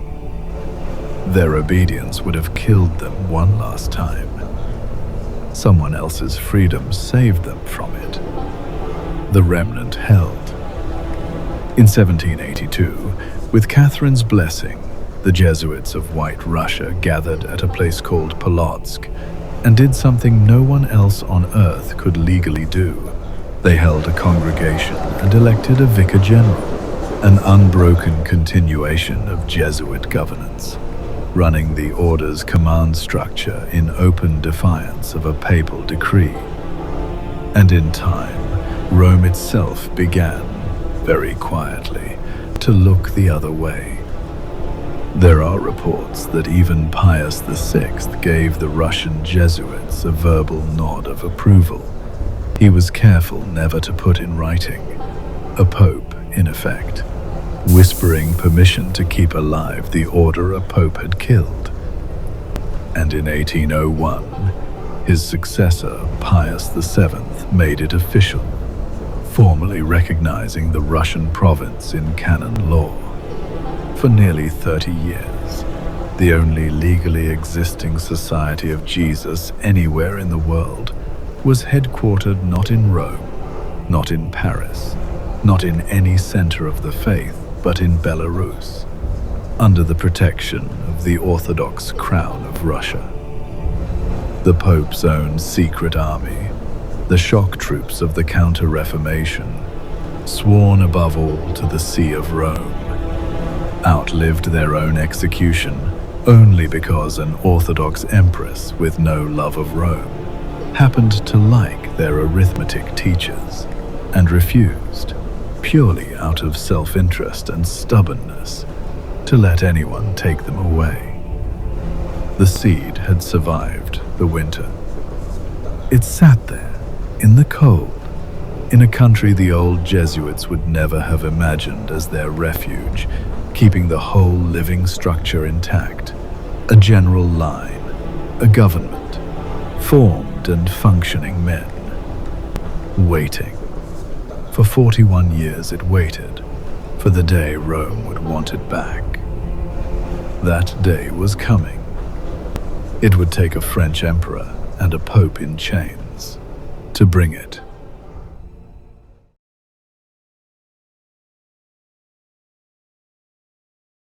"41 years passed, and the world that had destroyed the Society of Jesus tore itself apart in the meantime. The French Revolution came and swept away the very crowns that had demanded the suppression. The Bourbons of France went to the guillotine. The old order of Europe dissolved in blood and fire. And then came Napoleon, who conquered most of the continent and, along the way, seized the Pope himself. Pius VII spent years as Napoleon's prisoner, hauled from Rome, held in France, a pope in captivity.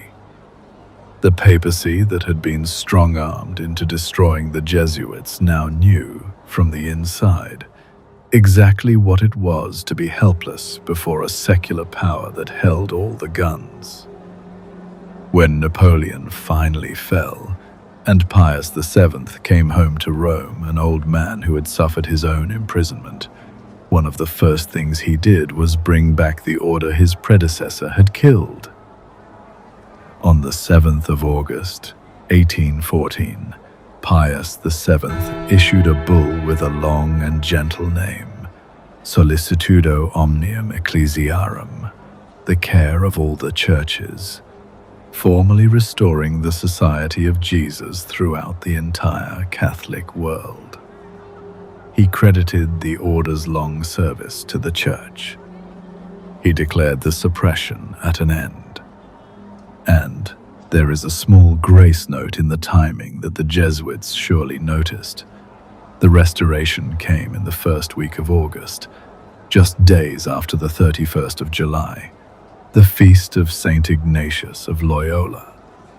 The Founder's Day had passed, and then, almost as its echo, the order rose again.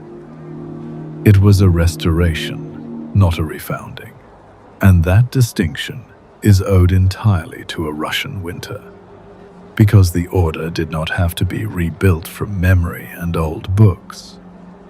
It was still alive. The remnant that Catherine the Great had kept breathing in Belarus supplied the living thread, the general line unbroken, the government intact, formed men who had never stopped being Jesuits. Rome did not light a new fire in 1814. It carried a flame that had been kept burning, illegally, in the cold the whole time. There is a last, quiet entry in the ledger, and I give it to you because the story has been honest about such things all the way through. Once the wider restoration was secure, once the Jesuits no longer needed their Russian refuge, Russia was done with them.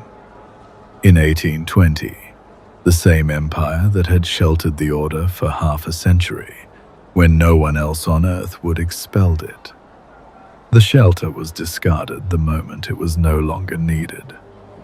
It is the kind of thing that happens to the useful again and again in this story and out of it, and by now you will have your own feelings about it. I'll only note that the order, which had learned that lesson the hard way from every crown in Europe, took this expulsion too the way it took all of them, quietly. And then the years run on, and the order simply persists, the way certain institutions do. This is the strange durability of the very largest and oldest human structures, the ones built to outlast every particular man inside them. We have looked on this channel at how the church itself accumulated land across 1,000 years and never quite died, no matter what befell it. The institution that survives its every crisis by belonging to no single lifetime. Its most obedient order, it turns out, shared the trait. You can suppress it. You can jail its general and scatter its men and strike its name from the books. And 200 years later, it is simply there again, teaching, as if the interruption had been a long, strange dream. Which brings us, at the very end, to a single day, the 13th of March, 2013. On that evening, white smoke rose over the Vatican, and the cardinals of the Church presented to the world the 266th Pope. His name was Jorge Mario Bergoglio. He had been born in Argentina, and he had entered the Society of Jesus as a young man in 1958, and he had served for years as the Jesuit provincial of Argentina. He was a Jesuit, the first Jesuit in the entire history of the Church ever to become Pope. He took the name Francis. Let the arithmetic speak for itself. 240 years after a pope signed a document destroying the Society of Jesus and filing it away among the forgotten orders of history, a member of that same society walked out onto the balcony of St. Peter's as the Pope. 240 years after the fourth vow became a noose, it had carried one of the annihilated all the way to the throne that had ordered the annihilation. So look at what the vow finally became, across 5 centuries. It began as a sword, the total obedience that let a soldier's small band deploy to the ends of the earth and answer to no power but Rome. It turned into a noose, the same obedience that meant the order could be switched off by the one hand it had promised never to resist, and would walk to its own dissolution without a struggle. And in the end, improbably, it became something like a crown. The obedience that once demanded a man annihilate himself on command eventually seated one of those men on the highest chair in the church. Sword, noose, crown. The same vow, the whole way down, showing a different face each time you turned it to the light. Though even a crown complicates itself if you sit with it long enough.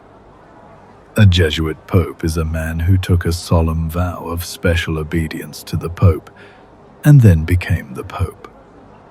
The vow that bound him to a distant authority now binds him, in some strange loop, to himself. The obedience finally has nowhere left to point but inward. I don't know what to make of that, and I'm not sure anyone does. It is the kind of thing better turned over slowly, in the dark, than answered. And there is 1 question I have carried this whole way and never resolved, and I am going to hand it to you now, unanswered, because it belongs to you as much as to me. 23,000 men. Educated, disciplined, capable, embedded in every court and classroom in Europe. When the order came to cease to exist, they could have resisted. They had the numbers, the brains, the standing, the means. Other movements with far less have fought for far longer over far smaller things. And they did not. They took off the name and walked out of the houses and obeyed. Was that their one true failure? The single moment when the thing that had made them great should have bent and could not, and so they went meekly to an undeserved grave when they might have stood?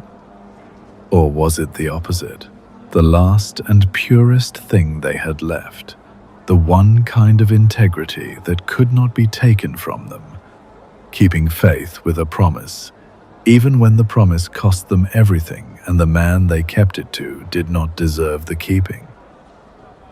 I don't know. I have gone back and forth for the length of this whole telling, and I land in a different place each time. Perhaps that is the honest answer, that obedience like that is both at once, a strength and a surrender that were never really separable, right to the end. I'll leave it with you to carry into sleep.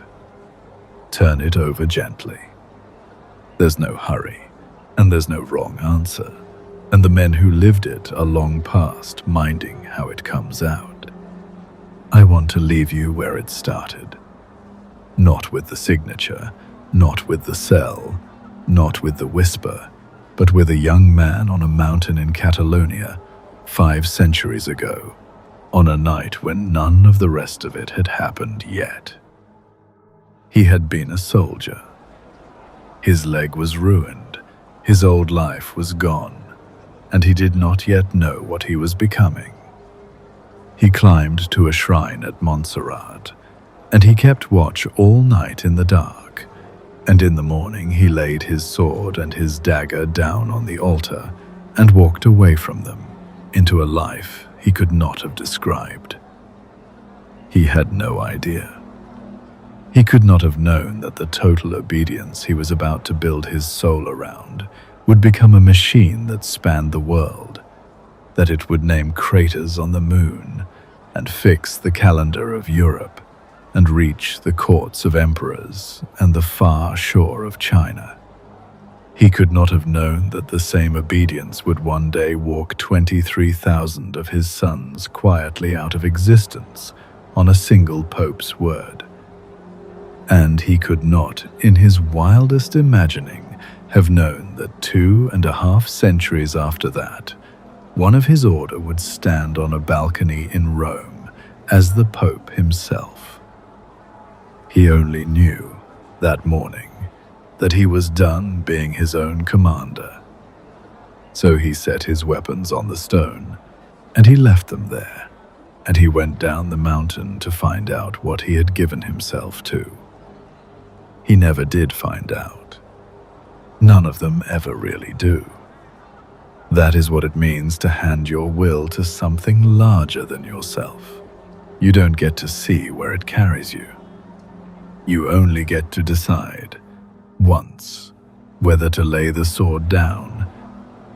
He laid it down, and everything else followed. Since you made it this far, I'm glad you enjoyed the episode. If you would like to continue listening to episodes with similar themes, I linked them in the description below. You will also find a playlist of our most popular videos. Sleep now, midnight magnates. And wake up, as always, a little stronger and a little wiser.